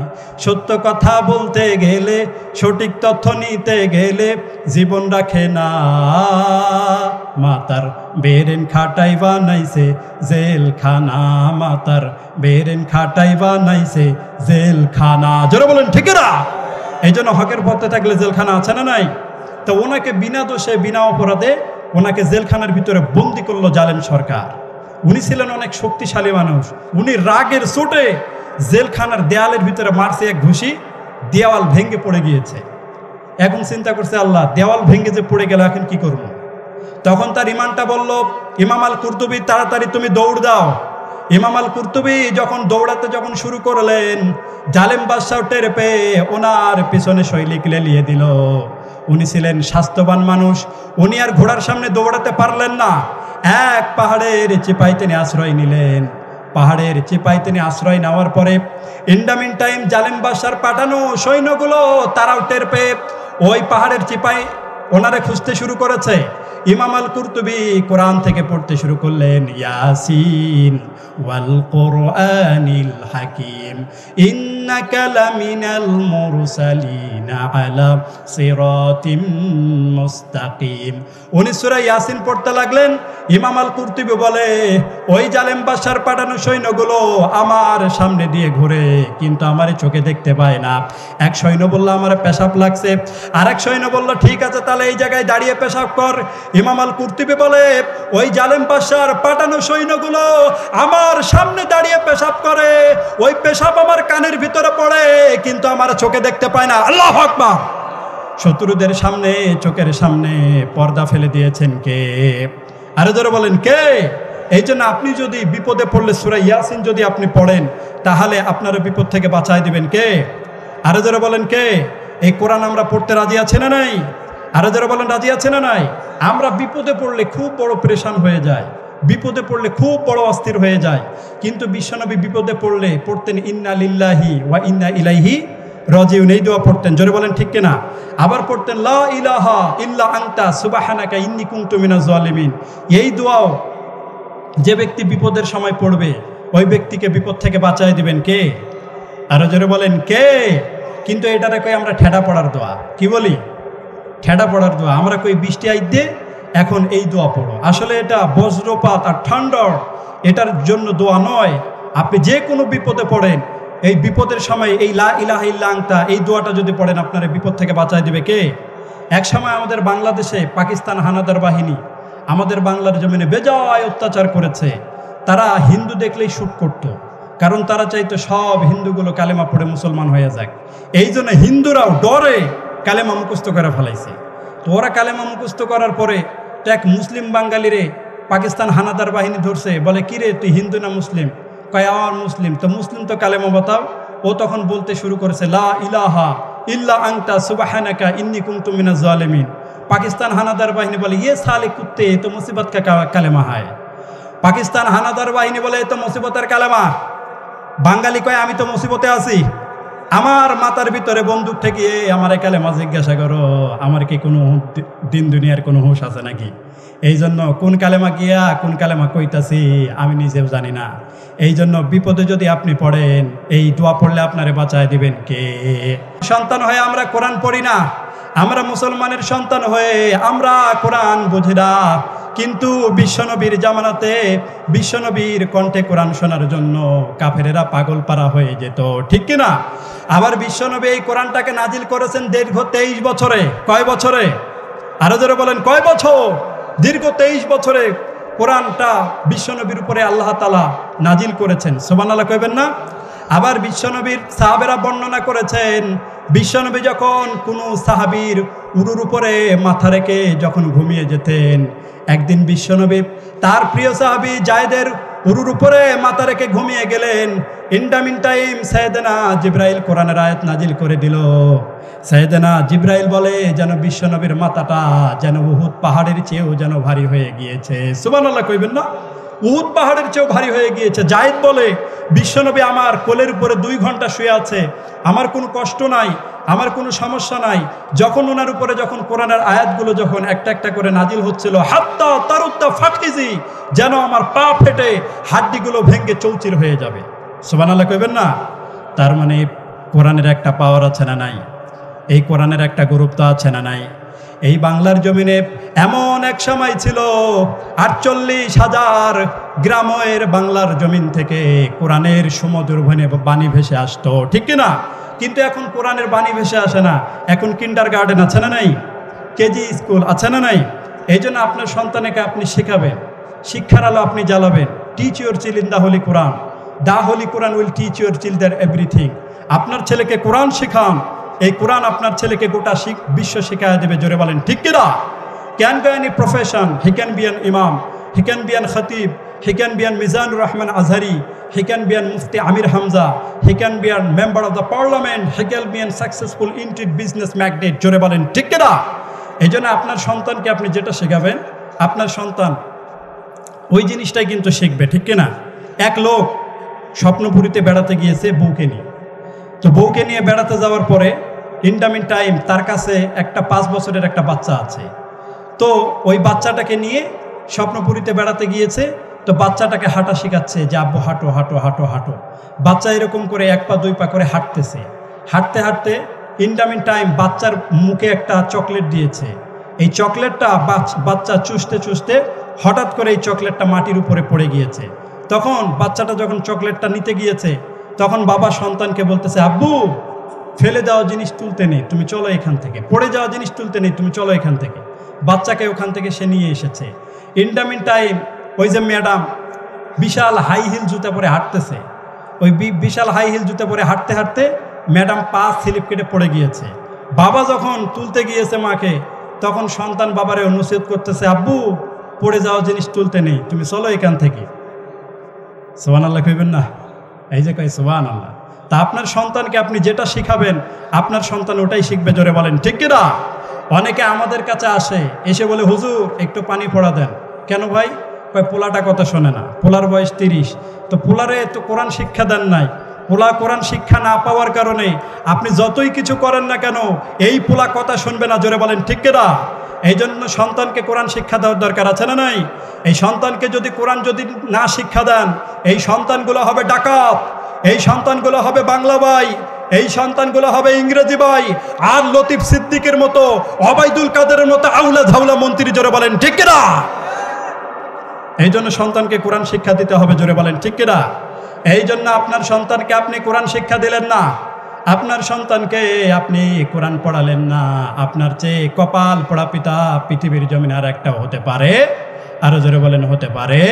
ধর্মপ্রাণ ধর্মপ্রাণ আমরা বড়ই ধর্মপ্রাণ, নামাজ রোজার কিছু নাই ভুলেও ধরি না কোরআন, ধর্মপ্রাণ ঠিক না? রোজ সকালে আগে শুনতাম আল কোরআনের বাণী রে, আল কোরআনের বাণী, এখন শুনি সারে গামার দীপ্ত ফ্যান ফ্যানানি ঠিক না? প্রতিদিন আগে শুনতাম রে আল কোরআনের বাণী রে, আল কোরআনের বাণী, এখন শুনি সারে গামার দীপ্ত ফ্যান ফ্যানানি। ধর্মপ্রাণ মুসলমান আজকাল হয়েছে মডার্ন, ধর্মপ্রাণ ধর্মপ্রাণ আমরা বড়ই ধর্মপ্রাণ, নামাজ রোজার কিছু নাই ভুলেও ধরি না কোরআন, ধর্মপ্রাণ ঠিক না? প্রতিদিন কোরআন শেখায় যে তার পকেট যায় ফাঁকা রে, তার পকেট যায় ফাঁকা, সপ্তাহে 2 দিন গান শিখায় তো নেই তো 1000 টাকা ঠিক না? প্রতিদিন কোরআন শিখায় যে তার পকেট যায় ফাঁকা রে, তার পকেট যায় ফাঁকা, সপ্তাহে 2 দিন গান শিখায় তো নেই তো 1000 টাকা। ধর্মপ্রাণ মুসলমান আজকাল হয়েছে মডার্ন, ধর্মপ্রাণ ধর্মপ্রাণ আমরা বড়ই ধর্মপ্রাণ, নামাজ রোজার কিছু নাই ভুলেও ধরি না কোরআন, ধর্মপ্রাণ ঠিক না? কোরআনের কোনো তেলাওয়াত নাই, কোরআনের কোনো কথা নাই, কোরআনের কোনো কিচ্ছু নাই, এরকম মুসলমান সমাজের ভিতরে আছে না নাই? কিন্তু আমরা মুসলমানের সন্তান হয়ে আমরা কোরআন বুঝি না, কিন্তু বিশ্বনবীর কণ্ঠে কোরআন শোনার জন্য কাফেরেরা পাগল পারা হয়ে যেত। সুবহানাল্লাহ পড়বেন না? উকবা সাইবা বিশ্বনবীর কণ্ঠে কোরআন শোনার জন্য পাগল হয়ে যেত, জানেন না আপনারা? সংসদের ভিতরে আবু জাহেল বড় বড় বক্তৃতা দিত, ভাইরা আমার, বোনেরা তোমার, মুহাম্মদের বাড়িতে কেউ কোরআন শুনতে যাবে না, মুহাম্মদের বাড়িতে কেউ যদি কোরআন শুনতে যাও তাহলে তোমার পিটায় সাইজ করে দেব, খুন করে দেব, গুম করে দেব, এরকম করে সংসদের ভিতরে আইন পাশ করত। কিন্তু লুকিয়ে লুকিয়ে সে নিজেই কোরআন শুনতে যাইতো, জোরে বলেন ঠিক কিনা? আরে জোরে বলেন ঠিক কিনা? আবু জাহেল সংসদের ভিতরে আইন পাশ করলো, খবরদার মুহাম্মদের কোরআন শুনতে যাবি না, মুহাম্মাদের যদি কোরআন শুনতে যাস তাহলে পিটায় সাইজ করে দিব, খুন করে দিব, গুম করে দিব, খবরদার মুহাম্মাদের কণ্ঠে কোরআন শোনা যাবে। কিন্তু আবু জাহেল নিজেই লুকিয়ে লুকিয়ে বিশ্বনবীর বাড়িতে কোরআন শুনতে যায়, ঠিক কিনা? বিশ্বনবীর কণ্ঠ যেন তেন কণ্ঠ হয়েছে, হলে পাগল হয়েছে ওরা। বিশ্বনবীর কণ্ঠের ভিতরে জাদুমাখা কণ্ঠ আল্লাহ ঢুকিয়ে দিয়েছিল, জোরে বলেন ঠিক কিনা? আবু জাহেল আইন পাশ করলো, খবরদার কেউ মুহাম্মাদের বাড়িতে কোরআন শুনতে যাবি না, গেলে পিটায় সাইজ করে দিব, খুন করে দিব, গুম করে দিব, খবরদার কেউ মুহাম্মাদের বাড়িতে তোরা কোরআন শুনতে যাবি না। পার্লামেন্টের ভিতরে এরকম গরম গরম গরম বক্তৃতা দিয়ে আবু জাহেল, মিস্টার আবু জাহেল এরকম গরম বক্তৃতা দিয়ে সে বাড়ির ভিতরে চলে যায়। বাড়ির ভিতরে যাওয়ার পরে রাত্রি যখন গভীর হয়, আবু জাহেল এখন মনে মনে চিন্তা করতেছে, আজকে সংসদের ভিতরে যে টাইট দিছি, আমার তো মনে হয় কেউ কোরআন শুনতে আসার সাহস পাবে না, আমি একটু যাই, গিয়ে মুহাম্মদের কোরআন তেলাওয়াত শুনি। এত ভালো লাগে মুহাম্মদের কোরআন তেলাওয়াত, এটা একটা অকল্পনীয় একটা ব্যাপার, এত ভালো লাগে মুহাম্মদের কণ্ঠের কোরআন তেলাওয়াত। আবু জাহেল এখন এক সিপা দিয়া বিশ্বনবীর কণ্ঠে কোরআন শোনার জন্য গেল। উকবা সাইবা এখন মনে মনে চিন্তা করে, আমাদের নেতা আবু জাহেল আজকে এমন কড়া বিল পাস করেছে, কেউ কোরআন শুনতে যেতে পারবে না, আমরা দুইজন যাই। তারা গেল আর এক সিপা দিয়া। এখন ওয়ালিদ ইবনে মুগিরা চিন্তা করে, আজকে আমাদের নেতা আবু জাহেল সংসদের ভিতরে যে বিল পাস করেছে, আমার তো মনে হয় এইটার সাথে মনে হয় কেউ যাবে না, আমি একটু যাই, গিয়ে মুহাম্মদের কণ্ঠে একটু আমি কোরআন শুনি, এত ভালো লাগে মুহাম্মদের কোরআনের কণ্ঠের তেলাওয়াত। 4 জন নেতা বিশ্বনবীর বাড়িতে 4 কোণায় দাঁড়িয়ে গেল। বিশ্বনবীর বাড়ি তো আপনারা দেখেছেন, বিশ্বনবীর বাড়ি আর আবু জাহেলের বাড়ি একটু পাশাপাশি, বেশি দূর না। বিশ্বনবীর বাড়িটা সৌদি সরকার বানিয়ে দিয়েছে মাকতাবাতুন, মানে লাইব্রেরি, জ্ঞানের আলো সেখানে বিতরণ হয়। আর আবু জাহেলের বাড়িটা বানিয়ে দিয়েছে ইন্টারন্যাশনাল পায়খানা, গোটা বিশ্বের হাজিরা হাইগা ভরায় হয়ে যায়। জোরে বলেন ঠিক কিনা? বাঙালি হাজিরা হজ করতে গেলে কয় হজ আমরা পরে করুম, আবু জাহেলের বাড়ি কই, আগে ওই কাম সারি, ঠিক কিনা? সবাই তার উপরে লানত দেয়, সবাই তার বিরুদ্ধে বদদোয়া করে। জোরে বলেন ঠিক কিনা? এখন বিশ্বনবী যখন বসে কোরআন যখন তেলাওয়াত করবে, বিশ্বনবীর একটা সিস্টেম ছিল, বিগত 1 সপ্তাহে যত বিশ্বনবীর উপরে কোরআনের আয়াত নাজিল হতো এগুলো বিশ্বনবী শোয়ার সময় তেলাওয়াত করতেন। বিশ্বনবী মধুমাকা কণ্ঠের তেলাওয়াত শুরু করলেন। ইন্ডামিন টাইম বিশ্বনবী যখন তেলাওয়াত বন্ধ করলেন, 4 নেতা মারছে দৌড়। ফিরে আসার রাস্তা কয়টা? আরো জোরে বলেন কয়টা? ফিরে আসার রাস্তা হচ্ছে একটা, সবার সাথে সবার দেখা। সবাই এরকম করে মাথা নিচু করে আছে, এরকম করে মাথা নিচু করে আছে, কেউ কোনো কথা কয় না। একটু পরে আবু জাহেল মাথা তুলে কয়, কিরে ওকবা কই গেছিলি? কয় আমার একটু কাজ ছিল কাজ। কয় কিরে সাহেবা কই গেছিলি? কয় আমার একটু কাজ ছিল কাজ। এরপরে বললো, ওয়ালিদ ইবনে মুগিরা তুই কই গেছিলি? কয় আমারও কাজ, আমারও কাজ, আমারও কাজের দরকার। এখন আবু জাহেল বলে, বুঝছি আর কথা গোরাস না, আমরা হলাম মক্কার নেতা, আমরা যদি এরকম করি তাহলে জনগণাম করে রাখবো খেতা, ঠিক না? খবরদার, তওবা কর, তওবা কর, আর এরকম করা যাবে না, তওবা কর। এরপরে সবাই মিলা তওবা করতেছে, আর কোনোদিন মোহাম্মদের বাড়িতে কোরআন শুনতে যাব। সবাই এরকম করে তওবা করতেছে, 4 জন মিলে তওবা করতেছে, মোহাম্মদের বাড়িতে কোরআন শুনতে যাব না। আবু জাহেল ডেকে বলে, তোরা সংসদে ওয়াদা কইরা তোরা আইসস কেন? তখন সামসারা কয় না, তা আপনি আইছেন কেন? আপনি আগে সেইটা বলেন। আবু জাহেল ডেকে বললেন, ঠিক আছে, আগামীকাল সংসদের ভিতরে এমন কড়া বিল পাশ করব, কেউ আসার সুযোগ পাবে? আরে জোরে বলেন পাবে? আবু জাহেল পরের দিন সংসদের ভিতরে গরম গরম বক্তৃতা দিচ্ছে, ভাইরা আমার, বোনেরা তোমার, মুহাম্মদের বাড়িতে কেউ যদি কোরআন শুনতে যাও তাহলে রাষ্ট্রীয়ভাবে তার সমস্ত সম্পদ সিজ করে নিয়ে নেওয়া হবে। যত উটের মালিক আছো তার উটগুলো নিয়ে নেওয়া হবে, যত সম্পত্তির মালিক আছো সমস্ত সম্পত্তি রাষ্ট্রীয়ভাবে সিজ করে নিয়ে নেওয়া হবে। সবাই রাজি আছো কিনা? সামসারা কয়, নেতা আমরা রাজি। আবু জাহেল কয়, তোরা যেহেতু রাজি তা সই স্বাক্ষর কর। তখন সামসারা কয়, নেতা আন্নে আগে করেন, আন্নে আগে করেন, লুকিয়ে লুকিয়ে মোহাম্মদের কণ্ঠের কোরআন শুনেন, আমরা জানি না, আপনি আগে সই স্বাক্ষর করেন। আবু জাহেল সই স্বাক্ষর করলো। সই স্বাক্ষর করার পরে সামসারাও সই স্বাক্ষর করলেন। সই সিগনেচার দিয়ে সবাই শেষ। পার্লামেন্ট মন্তব্য ঘোষণা, সবাই বাড়িতে গিয়ে খায়া দেয়া সবাই ঘুমায়। রাত্রি যখন গভীর হয়ে যায়, আবু জাহেল এখন চিন্তা করে, আজকে সংসদের ভিতরে যেই কড়া বিল পাশ করেছি, এই চেতনার সাথে তো কেউ মোহাম্মদের কোরআন শুনতে যেতে পারবে না, আমি একটু কোরআন শুনতে যাই। ওয়ালিদ ইবনে মুগিরা চিন্তা করে, আমি 100% নিশ্চিত কেউ যাবে না, আমি একটু যাই। এরপরে উকবা সাহেবা চিন্তা করে, আমি একটু যাই। 4 জন নেতা বিশ্বনবীর বাড়িতে কোরআন শুনতে গেল। সুবহানাল্লাহ কইবেন না? বিশ্বনবী কোরআন তেলাওয়াত করতে লাগলেন। কোরআন তেলাওয়াত করা শেষ, ইন্ডামিন টাইম 4 নেতা মারছে দৌড়। ফিরে আসার রাস্তা কয়টা? আরো জোরে বলেন কয়টা? এরপরে সবাই এরকম করে মাথা নিচু করে আছে, কেউ কারোর সাথে কথা কয় না। একটু পরে আবু জাহেল কয়, কিরে উকবা কই গেছিলি? কয় আমার একটু কাম ছিল মোহাম্মদের বাড়ি সেফা। কয় কিরে সাহেবা তুই কই গেছিলি? কয় আমার একটা কাম ছিল মোহাম্মদের বাড়ি সিবাই। কয় কিরে সাহেবা তুই কই গেছিলি? কয় আমার একটু কাম ছিল মোহাম্মদের বাড়ি সিবাই। আবু জাহেল ডেকে বলে, আমরা হলাম মক্কার নেতা, আমরা যদি এরকম করি তাহলে জনগণ আম করে ডাকবো খেতা, ঠিক না? এই জন্য খবরদার তওবা কর, আর কোনোদিন মোহাম্মদের বাড়িতে কোরআন শুনতে যাবো না। খবরদার, 4টাই মিলাই এবার তওবা করতেছে, কোনোদিন মোহাম্মদের কণ্ঠে কোরআন শুনতে যাব। ও মিয়া, বিশ্বনবীর কণ্ঠের ভিতরে এমন জাদুমাকা কণ্ঠ আল্লাহ ঢুকিয়ে দিয়েছিল, কাফেরেরা শোনার জন্য বাড়ির পাশে রেডি হয়ে থাকে। তো সুবহানাল্লাহ কোন, আরো জোরে বলেন সুবহানাল্লাহ। এই কোরআনের বাণী শুনে সাইয়েদনা ওমর ফারুক পাগল হয়ে গিয়েছে। জোরে বলেন সুবহানাল্লাহ। বিশ্বনবী একবার মক্কার পাদদেশে কোরআন তেলাওয়াত করেছেন।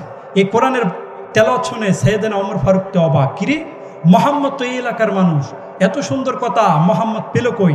নিশ্চয়ই মোহাম্মদ কবিতা লেখে, নিজের বানানো কবিতা।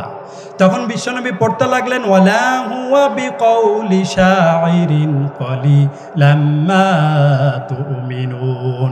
এই আয়াতের অর্থ হলো এটা কোনো বানানো কবির কোনো কথা নয়, ঠিক অল্প সংখ্যক লোকেরা তোমরা এর উপর ঈমান আনো। সাইয়েদনা ওমর ফারুক অবাক, কিরে, মনে মনে ভাবলাম এটা কবিতা, কিন্তু মুহাম্মদ তেলাওয়াতের মাধ্যমে জবাব দিয়ে দিল এটা কোনো কবিতা নয়। তার মানে আমার অন্তরের ভিতরে কি চলতেছে মুহাম্মদ সেটাও জানে। তার মানে মুহাম্মদ গণক, গণকের আরবি কাহেল, গণকের আরবি কি? আরে যারা বলেন কি? বিশ্বনবী তো এদিক সেদিক তাকায় না। বিশ্বনবী তখন পড়তে লাগলেন, ওয়ালা হুয়া বিকৌলি কাহিলিন কলিলাম মা তাযাক্কারুন। এটা কোনো গণকের কোনো বানানো কিতাব নয়, ঠিক অল্প সংখ্যক লোকেরাই তোমরা উপদেশ গ্রহণ করো। সাইয়েদনা ওমর ফারুকের দিলের ভিতরে লাগলেন একটা ধাক্কা। সূরা হাক্কা দিয়ে তার দিলের ভিতরে রব্বুল আলামিন এমন একটা ধাক্কা দিলেন, আর ওইদিকে ঘোষণা করে দেওয়া হলো, কেউ যদি মুহাম্মদের কল্লা আনতে পারে তাহলে তাকে 100টা উট পুরস্কার দেওয়া হবে। সাইয়েদনা আবু বকর, সাইয়েদনা ওমর ফারুক লাঙ্গা একটা তলোয়ার নিয়ে বিশ্বনবীর কল্লা কাটার জন্য যখন চলে গেলেন, বনু জাহারা গোত্রের এক লোক ডেকে বলে, মুহাম্মাদের কল্লা তুমি পরে কেটো, আগে নিজের আপন বোনের খবর নাও, সে তো কালেমা পড়ে মুসলমান হয়ে গিয়েছে। অ্যাবাউট টার্ন, সে বাড়িতে ঘুরে গেল।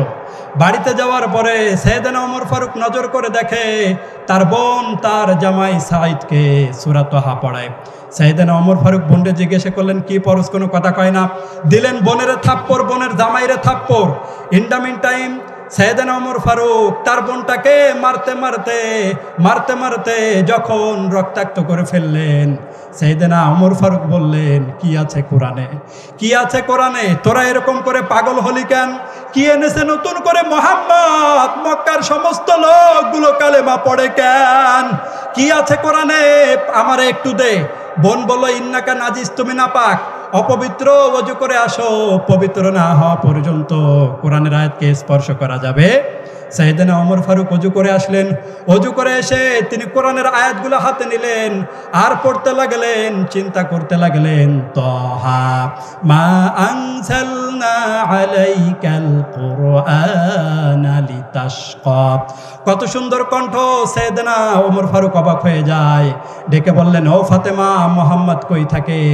বলে, উনি দারুল আরকামের পাদদেশে, উনি মানুষকে কোরআন শিক্ষা দেয়। সাইয়েদনা ওমর ফারুক তরবারি নিয়ে ছুটতে শুরু করলেন। হামজা ডেকে বলল, ও মুহাম্মদ, মক্কার সবচাইতে বড় বীর পুরুষ তোমার কল্লা কাটার জন্য আসতেছে, তুমি তাড়াতাড়ি এখান থেকে পালিয়ে যাও। সাইয়েদনা ওমর ফারুক আসতেছে তোমার কল্লা কাটা আনার জন্য। বিশ্বনবী ডেকে বললেন, চাচা, আমি কখনো পালাবো না, কারণ আমি 2 সপ্তাহ ধরে দোয়া করে আসছি, আল্লাহ মক্কার 2 জন পুরুষ, না হয় আবু জাহেলকে, না হয় ওমরকে, 2 জনের ভিতরে একজনকে আল্লাহ তুমি ইসলামের ছায়াতলে ঢুকায়া দাও, সরো, সবাই রাস্তা করে দাও। আমি তাহাজ্জুদের নামাজের ভিতরে যেই দোয়াটা করেছি, আমার মনে হয় সেই দোয়াটা আজকে কবুল হতে চলেছে। সাইয়েদনা ওমর ফারুক বিশ্বনবীর কাছে আসলেন, সবাই রাস্তা করে দিল। তরবারিটা জমিনে আছাড় মেরে বললেন, আশহাদু আন্নাকা রাসূলুল্লাহ, আশহাদু আল্লা ইলাহা ইল্লাল্লাহ ওয়া আন্নাকা মুহাম্মাদান আবদুহু ওয়া রাসূলুহু। আমি সাক্ষ্য দিলাম আল্লাহ ছাড়া কোনো ইলাহ নাই, আর আপনি মুহাম্মদ আল্লাহর রাসূল। সুবহানাল্লাহ পড়েন। এই জন্য এই কোরআন যে ব্যক্তি পড়বে তার জীবনটারে পরিবর্তন করে দিবেন কে? এই জন্য কোরআন দিয়ে সমাজটাকে সাজানোর দরকার আছে না নাই? আরো জোরে বলেন, আছে না নাই? কোরআন দিয়ে সমাজ না সাজালে ওই সমাজটা কখনো জান্নাতি ফ্যামিলি হবে না। কোরআন দিয়ে সমাজ না সাজালে ওই সমাজটা কখনো জান্নাতি সমাজ হবে না। কোরআন দিয়ে সমাজ না সাজালে র‍্যাব, পুলিশ, আর্মি, কুবরা দিয়ে সমাজ থেকে অন্যায় কখনো দুর্নীতি বন্ধ করা যাবে না। জোরে বলেন, ঠিক না? এই জন্য মানব রচিত আইন দিয়ে কখনো দুর্নীতি বন্ধ করা যাবে না। মানব রচিত আইন দিয়ে কখনো সমাজের ভিতরে খারাপি বন্ধ করা যাবে না। জোরে বলেন, ঠিক কিনা? এই সমাজ থেকে যদি আপনি অন্যায় দূর করতে চান, যদি অনাচার দূর যদি আপনি করতে চান, তাহলে কোরআন ছাড়া কোনো বিকল্প নাই। জোরে বলেন, ঠিক কিনা? আরো জোরে বলেন, ঠিক কিনা? কষ্ট হচ্ছে? আর কয়েক মিনিট পড়বো, ইনশাল্লাহ পড়েন, ধৈর্য সহকারে থাকেন, ইনশাল্লাহ পড়েন, আর কয়েক মিনিট পড়বো।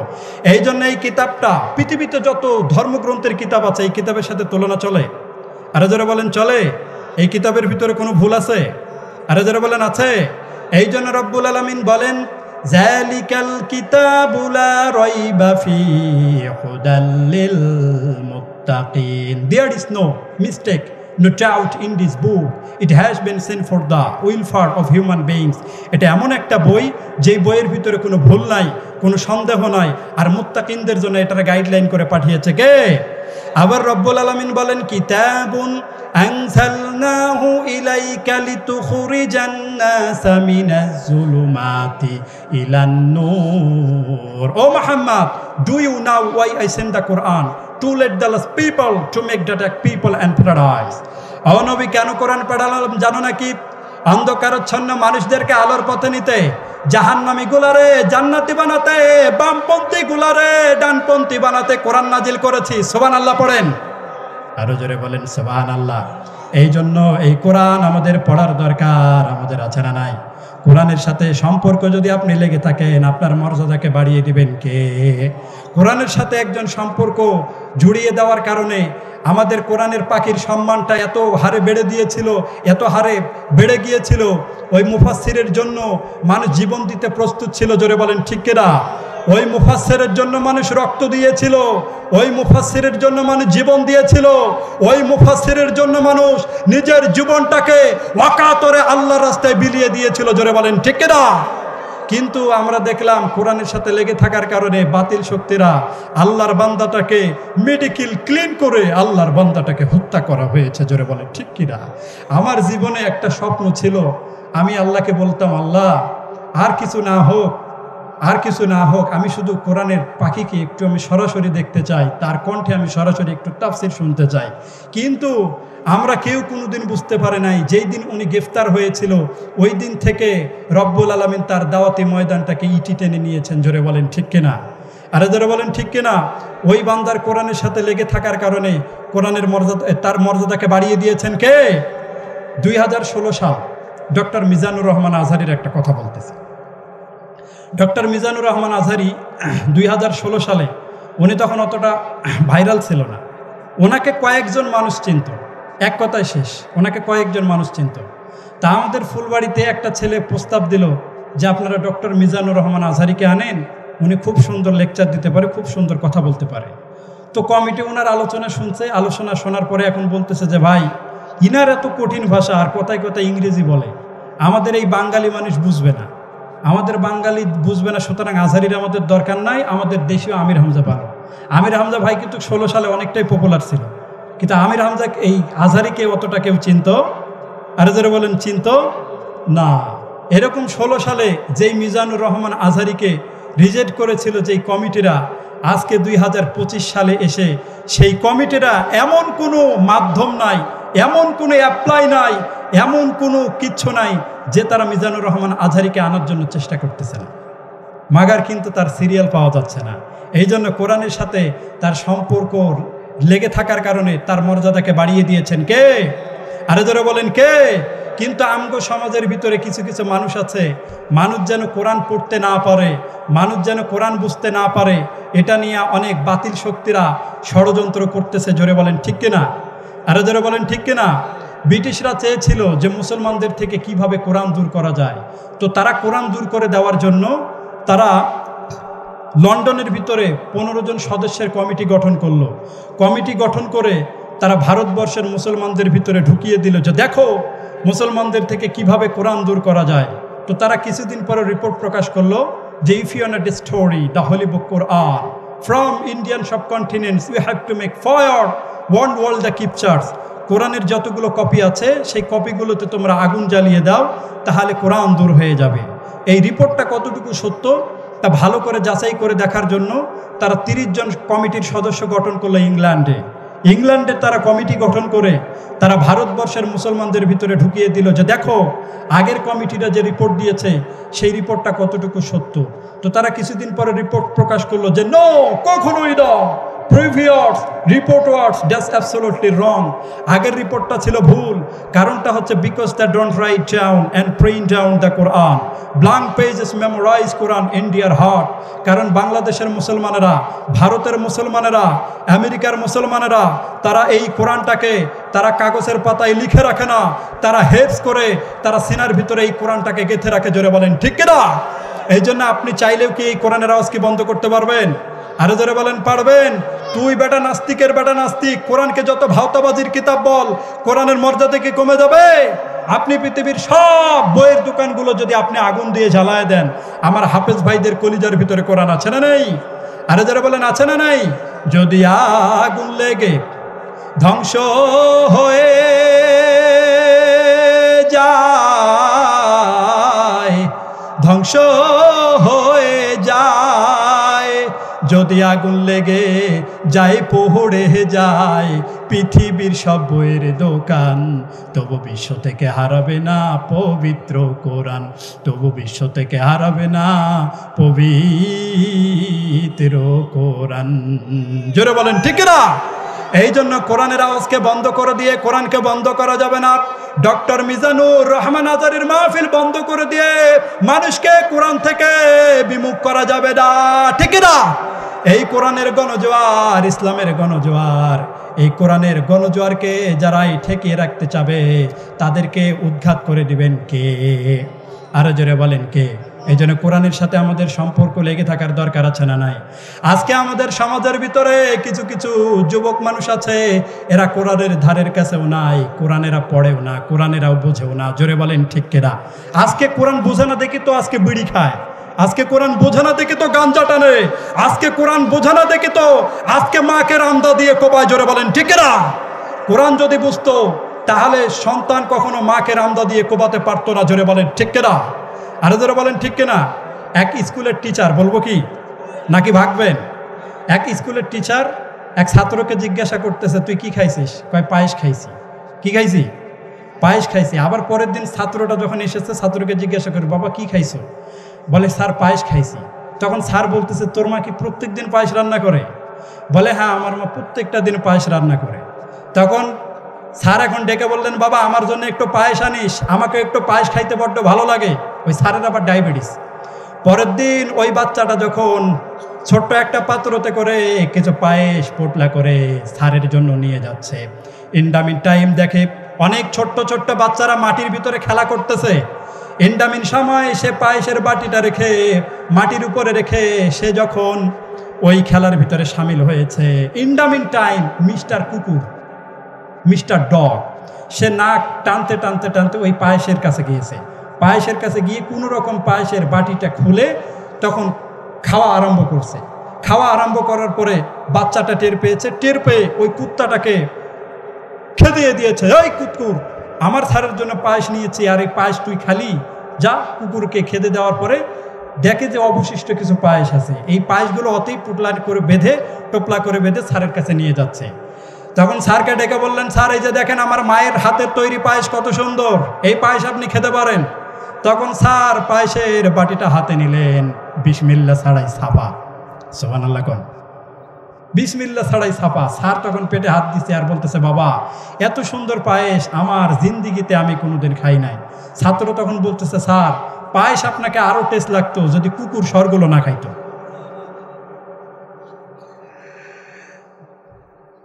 তখন স্যার বলতেছে, কি রে কুকুর ডাইরেক্টলি মুখ দিয়েছে আর এইগুলো তুই আমারে খাওয়াইছিস? একটা মাসলা আছে, এই যে মুফতি সাহেব আছে, মুফতি সাহেব আমার পিছনে আছে, কোনো পাত্রতে যদি কুকুর যদি মুখ দেয় ওই পাত্রটা 7 বার ধুতে হয়, 7 বারের ভিতরে একবার মাটি দিয়ে ধুইতে হয়, না হলে ওইটার কুকুরের কিন্তু জীবাণু মরে না। আর এটা তো ডাইরেক্ট খাইছে আর লেবড়া থাবড়া ভরেছে, আর এটা তুই আমারে ডাইরেক্ট খাওয়াইছিস, নে তোর পাত্রটা নেই। এন্ডামিন টাইম পাত্রটা একদিকে রেখে ছাত্রকে ইচ্ছাতারে যখন পিটানো শুরু করেছে, কিন্তু চোখ দিয়ে ছাত্রের এক ফোঁটাও পানি বের হয় না। ইন্ডামিন টাইম স্যারের লাঠির আঘাতে পাত্রটা মাটিতে পড়ে ভেঙে গিয়েছে। ইন্ডামিন টাইম ছাত্রটা হাউমাউ করে কান্না শুরু করেছে। তখন স্যার ডেকে বললে, তোরে এত মারা মারলাম, তুই কাঁদলি না, কিন্তু পাত্রটা পড়ে যাওয়ার পরে কেন তুই চোখের পানি ছেড়ে কাঁদলি? তখন বলতেছে, স্যার এই পাত্রের একটা কাজ আছে, আমার মা যদি আমাকে জিজ্ঞেস করে পাত্র কি করছো, তাহলে আমি আমার মায়ের কাছে কি জবাব দিব? আমার তো জবাব দেওয়ার মতো কিছু নাই। তখন স্যার ডেকে বলে, এই পাত্রের এত মূল্য কেন, কি এই পাত্রের কাজ? তখন ছাত্র ডেকে বললেন, স্যার আমার বাড়িতে একটা 80 বছরের বুড়ি দাদি আছে, ওই বুড়ি দাদির কাছে এই পাত্রটা রাখা হয়, এই পাত্রের উপরে আমার বুড়ি দাদি বৈশা বৈশা পেশাব করে। স্যারের ভিতরে আর কিছু থাকবে পেটের ভিতরে? সব বমি কইরা স্যার নিচের দিকে ফেলাইছে। তো আমি এই উদাহরণটা দেওয়ার কারণ হচ্ছে, ওই পায়েসের কি কোনো দোষ ছিল? আরো জোরে বলেন, দোষ ছিল? স্থান কাল পাত্রভেদের কারণে ওই পায়েসটা নষ্ট হয়ে গিয়েছে। জোরে বলেন ঠিক কিনা? ঠিক আজকে আমি বলতে চাই, আজকে আমাদের সমাজের ভিতরে আমাদের কলিজার টুকরা যুবক তরুণদের দোষ নাই। আজকে আমাদের সমাজের যুবক তরুণদেরকে নষ্ট করতেছে আমাদের দেশের পরিবেশ। জোরে বলেন ঠিক কিনা? এই জন্য এখনো যদি সমাজটাকে যদি শক্তভাবে আপনি যদি মুঠোই করে যদি না ধরেন, সমাজের ভিতরে এমন সামনে এমন একটা পরিস্থিতি তৈরি হয়ে যাবে, ওই তৈরি থেকে ওই ঘন কালো থেকে আপনারা কখনো বাঁচতে পারবেন না। জোরে বলেন ঠিক কিনা? আরে জোরে বলেন ঠিক কিনা? সামনে অনেকে মুখে তেল দিয়ে আছে যে সামনে আমরা ক্ষমতায় যাব, মনে করতেছেন সামনে ক্ষমতায় গেলে আরামে থাকবেন, আসলে আরামে থাকবেন না। আমাদের কোরআনের পাখি বলেছিল যে আমি দেখতে পাচ্ছি বাংলাদেশের ভাগ্য আকাশে কালো গাঢ় মেঘ জমা হয়ে গিয়েছে, ঝড়ের পূর্বাভাস লক্ষ্য করছি। সুতরাং এখনো যদি মোকাবেলা না করতে পারেন, এমন কালো কালো অমাবস্যা রাত আসতে পারে যা শুভে শাদী খাওয়া অসম্ভব। বলে নাই? কথা মিলে যায় নাই? আর এখন যেই সময়টা চলছে, এই সময়ে আমরা কোরআনের ময়দানে যারা আমরা আছি, কোরআনের পক্ষের লোক, আমরা যদি এই সমাজটাকে যদি এখনো শক্তভাবে না ধরতে পারি, পরে এমন একটা অবস্থা তৈরি হবে, যারা কোরআনের পক্ষে যারা আছে এগুলো সবগুলোকে জেলখানার ভিতরে একটা একটা করে ঢুকিয়ে ছাড়বে। জোরে বলেন ঠিক কিনা? আরো জোরে বলেন ঠিক কিনা? এই জন্য কোরআনটাকে শক্ত অবস্থানে নিয়ে যাওয়ার দরকার আছে না নাই? এই কোরআনটাকে পার্লামেন্টে নিয়ে যাওয়ার দরকার আছে না নাই? আরো জোরে বলেন আছে না নাই? এই দাবির সাথে সবাই একমত আছেন?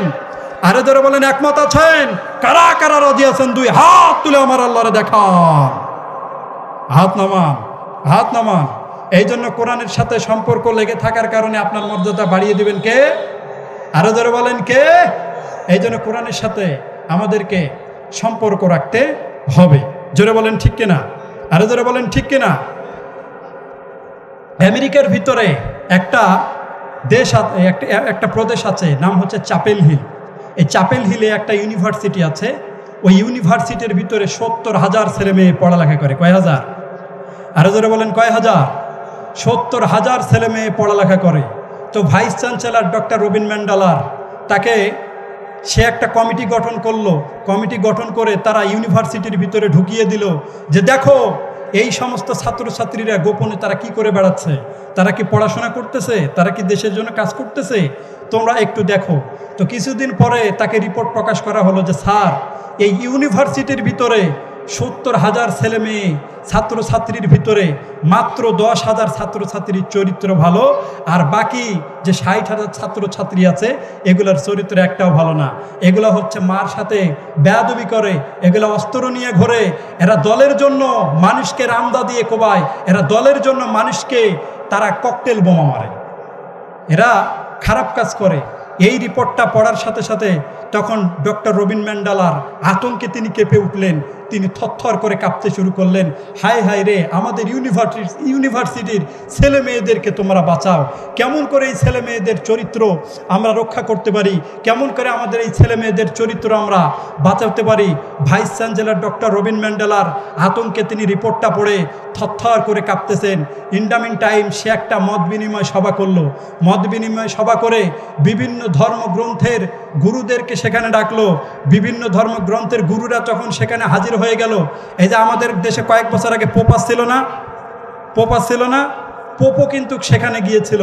এরপরে 22টি ভাষার পণ্ডিত শিব শক্তি মহারাজ, সেও কিন্তু চ্যাপেল হিল ইউনিভার্সিটিতে গিয়েছিল মত বিনিময় সভা। মত বিনিময় আলোচ্য বিষয় হলো আমাদের এই ইউনিভার্সিটির ছেলেমেয়েরা তারা চরিত্র হারালো কেন, কেন তারা এই নৈতিক অবক্ষয়ের ভিতরে পা বাড়ালো, আর এই চরিত্র রক্ষার জন্য তাদের এখন উপায় কি, তোমরা আমাদেরকে একটু মতামত দাও।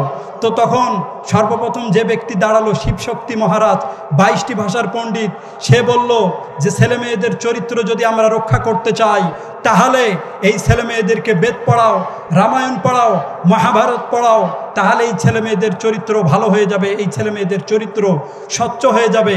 এইটা কথা বলার পরে তখন আরেকজন ধর্মগুরু দাঁড়িয়ে বললেন, ড্যাশ জনাব, ড্যাশ অ্যাবসলিউটলি রং, আপনার রিপোর্টটা ছিল ভুল। কারণটা হচ্ছে বেদ পড়ালে, রামায়ণ পড়ালে যদি ছেলে মেয়েদের চরিত্র যদি ভালো হয় তাহলে ভারতের হিন্দুরা চরিত্র হারিয়েছে কেন, কেন মুসলমানদের, কাশ্মীরের মুসলমানদের উপরে তোমরা অত্যাচার চালাও, আপনারটা ঠিক না। তখন শিবশক্তি মহারাজ মাথা নিচু করে তিনি বসে গেলেন। ইন্ডামিন টাইম খ্রিস্টানের ধর্মগুরু পোপ তখন দাঁড়ালেন। পোপ দাঁড়িয়ে তখন বললেন যে ছেলে মেয়েদের চরিত্র যদি আমরা ভালো করতে চাই তাহলে আপনারা বাইবেল পড়ান, বাইবেল পড়ালে ছেলে মেয়েদের চরিত্র ভালো হবে। তখন আরেকজন দাঁড়িয়ে বলল যে নেতা, বাইবেল পড়ালে যদি চরিত্র ভালো হয় তাহলে আমেরিকার মুসলমানেরা কেন চরিত্র হারিয়েছে, কেন তোমরা এই আমেরিকার ভিতরে মুসলমানদের উপরে নির্যাতন চালাও, কেন তোমরা ইসরায়েলকে সাহায্য করো ওই ফিলিস্তিনের মুসলমানদের উপরে অত্যাচার চালানোর জন্য। আপনার থিওরিটা ড্যাশ অ্যাবসলিউটলি রং, আপনার থিওরিটা একেবারে ঠিক না। তখন সবাই মাথা নিচু করে দাঁড়িয়ে আছে, কেউ কোনো কথা হয় না, সবাই মাথা নিচু করে দাঁড়িয়ে আছে। In the mean time vice chancellor doctor Robin ম্যান্ডেলার তখন তিনি মানুষদেরকে উদ্দেশ্য করে বললেন, ও বিভিন্ন ধর্মে গুরুরা, তোমরা তাড়াতাড়ি দাঁড়িয়ে যাও, মত বিনিময় সবাই এখানে ডাকা হয়েছে, তোমাদেরকে তো চুপ করে থাকার জন্য ডাকা হয়নি, তাড়াতাড়ি তোমরা এখানে দাঁড়িয়ে তোমাদের মতামত দাও। তখন একজন লোকও দাঁড়ায় না, কারণ মানুষ মনে মনে চিন্তা করেছে ধর্মগুরুরা করতেছে, আমরা যদি দাঁড়াই তাহলে আরেকজন আরেকটা বলে বাতিল করে দিবে, সুতরাং মান সম্মানের ভয়ে আমাদের মাথা নিচু করে থাকাই ভালো। তখন মান সম্মানের ভয়ে তারা সবাই মাথা নিচু করে আছে, কেউ কোনো কথা বলতেছে না। তখন ডক্টর রবিন ম্যান্ডেলার ডেকে বললেন, এই ধর্মগুরুরা, তোমরা চুপ করে আছো, তোমরা কিছু বলতেছো না, তাহলে শোনো, আমি তোমাদেরকে বলে দেই যে আমি দেখেছি, নজর করে দেখেছি, এই 70,000 ইউনিভার্সিটির যে ছেলে মেয়েদের যে চরিত্র ভালো আছে, চরিত্র যে খারাপ, আর বাকি যে 10,000-এর যে চরিত্র ভালো আছে, যেই 10,000-এর যে চরিত্র ভালো আছে আমি তদন্ত করে দেখেছি, এই 10,000 হচ্ছে মুসলমানের সন্তান। সুবহানাল্লাহ কইবেন না? আরো জোরে বলেন সুবহানাল্লাহ। এই 10,000 ছাত্র ছাত্রীর ভিতরে আমি নজর করে দেখেছি, তারা প্রত্যেকটা দিন তারা আল্লাহর কোরআন তেলাওয়াত করে। সুবহানাল্লাহ কইবেন না? তাদেরকে যদি কোনো যুবক যদি একটা যুবতীকে গোপনে ডাক দেয়, সে বলে ইন্নী আখাফুল্লাহ, আমি আল্লাহরে ভয় পাই। কোনো যুবকটি যখন কোনো যুবককে গোপনে ডাক দেয়, সে বলে ইন্নী আখাফুল্লাহ, আমি আল্লাহরে ভয় পাই, আমি এই সমস্ত কাজগুলো করতে পারবো না। আমি এই সমস্ত 10,000 ছাত্রছাত্রীদের ভিতরে জরিপ চালিয়ে দেখেছি, তারা প্রত্যেকটা দিন আল্লাহর কোরআন তেলাওয়াত করে। এই জন্য আমরা যদি এই ছেলে মেয়েদের চরিত্র যদি আমরা ভালো করতে চাই তাহলে আল্লাহর কোরআন ছাড়া বিকল্প নাই। সুবহানাল্লাহ কইবেন না? এখন আমি এই ছাত্রছাত্রীদের হাতে আমরা কোরআনের কপি তুলে দিতে চাই, তোমরা কি সবাই রাজি আছো কিনা বলো? সবাই কোনো কথা বলে না, সবাই মাথা নিচু করে আছে, কেউ কোনো কথা বলে না। তখন বলল যে আমি এই সমস্ত ছাত্রছাত্রীদের হাতে আমি কোরআনের একটা একটা করে কপি তুলে দেব। তখন রবিন ম্যান্ডেলার ছাত্রছাত্রীদেরকে একটা একটা করে কপি তুলে দিলেন। কপি তুলে দেওয়ার পরে 1 মাসের ভিতরে 30,000 ছেলে মেয়ে কালেমা পড়ে মুসলমান হয়ে গিয়েছে। জোরে বলেন সুবহানাল্লাহ। ওই কোরআন আমাদের সমাজের ভিতরে আছে না নাই? এই কোরআনের বিরুদ্ধে কেউ যদি কথা বলে আমাদের রক্তক্ষরণ হয়, আমাদের কলিজায় আঘাত লাগে। আরো যারা বলে লাগে নাকি? সেই কোরআনটা এখনো আছে, সেই আবু বকর নেই। এই কোরআনটা এখনো আছে, কিন্তু ওমরের সেই রূহ নেই। জোরে বলেন ঠিক কিনা? আরো যারা বলেন ঠিক কিনা?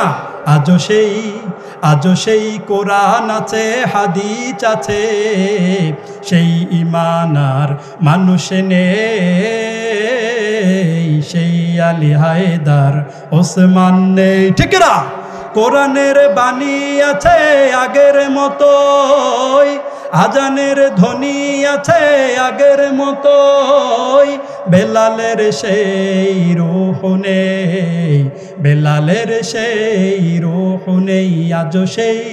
আজও সেই কোরআন আছে, হাদিস আছে, সেই ঈমান আর মানুষে নেই, সেই আলী হায়দার ওসমান নেই। জোরে বলেন সুবহানাল্লাহ।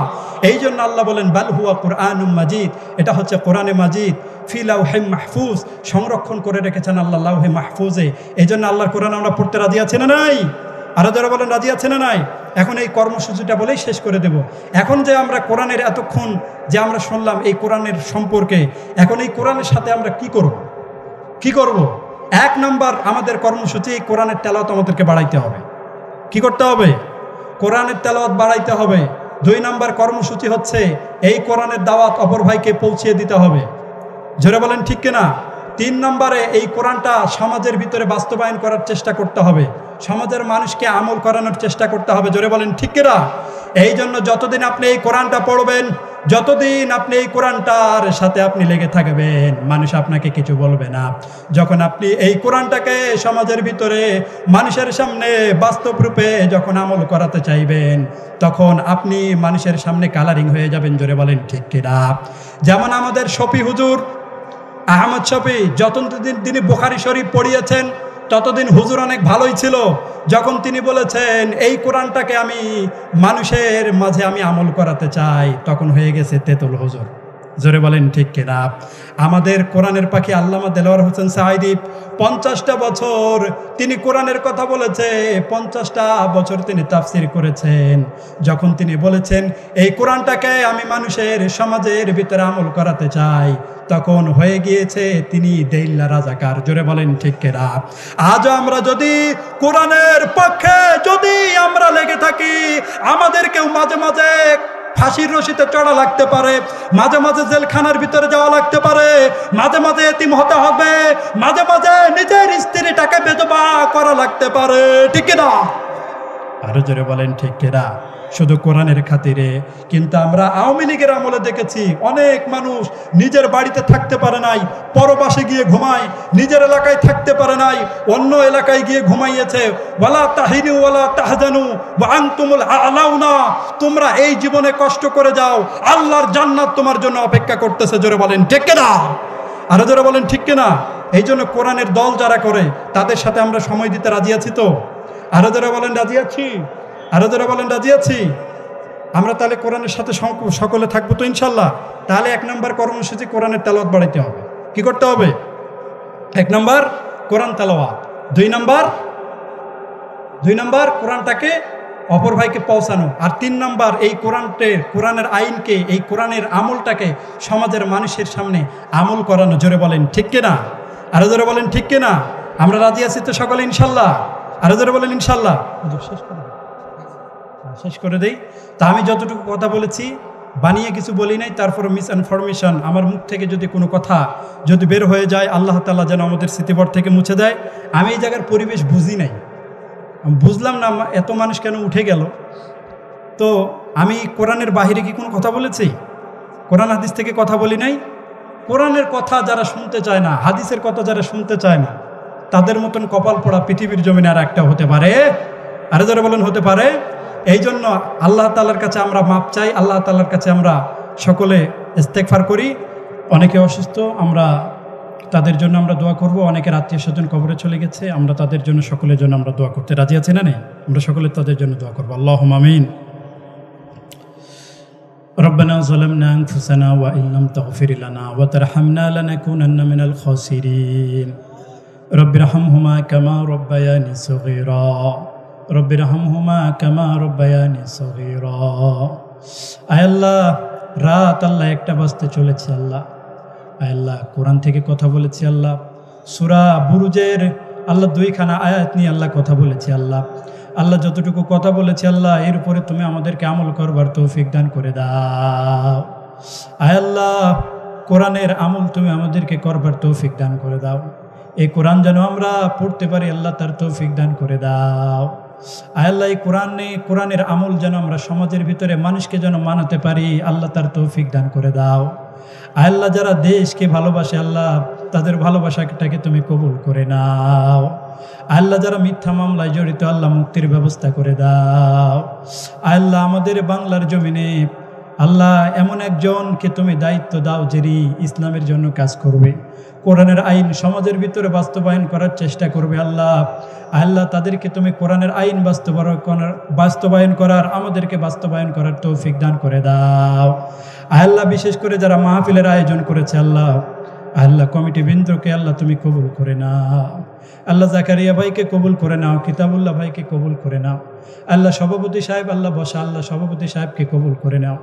আল্লাহ যারা ধৈর্য সহকারে কোরআন শুনেছে আল্লাহ তাদেরকে আমল করার তৌফিক দান করে দাও। আল্লাহ এলাকাটাকে তুমি কবুল করে নাও। আল্লাহ অনেকের মা কবরে চলে গেছে, মাফ করে দাও। অনেকের বাবা কবরে চলে গেছে, মাফ করে দাও। অনেকের আত্মীয় স্বজন কবরে চলে গেছে, মাফ করে দাও। আল্লাহ সামনে রমজান মাস আমরা রমজান মাসের যেন প্রস্তুতি নিতে পারি, আল্লাহ তার তৌফিক দান করে দাও। আল্লাহ আমরা যেন কোরআনের পথে চলতে পারি, আল্লাহ তার তৌফিক দান করে দাও। আল্লাহ আমাদের কোরআনের পাখির কবরটাকে তুমি জান্নাতের বাগিচা বানিয়ে দাও। আল্লাহ শহীদ নোমানি ভাইয়ের কবরটাকে তুমি জান্নাতের বাগিচা বানিয়ে দাও। আল্লাহ সাঈদ ভাইকে তার কবরটাকে তুমি জান্নাতের বাগিচা বানিয়ে দাও। আল্লাহ যারা শহীদ হয়েছে আল্লাহ তাদের সকলের কবরটাকে তুমি জান্নাতের বাগিচা বানিয়ে দাও। আল্লাহ যারা কোরআনের আইন বাস্তবায়নের জন্য কোরআনের জন্য সমাজের জন্য কাজ করতেছে আল্লাহ তাদেরকে তুমি হেফাজত করো, তাদের মেহনতকে তুমি কবুল করে নাও। আল্লাহ মৃত্যুর ভয় আমাদের দিলের ভিতরে পয়দা করে দাও, আমরা যেন ঈমান নিয়ে কবরের ভিতরে যেতে পারি। লা ইলাহা ইল্লাল্লাহু মুহাম্মাদুর রাসূলুল্লাহ সাল্লাল্লাহু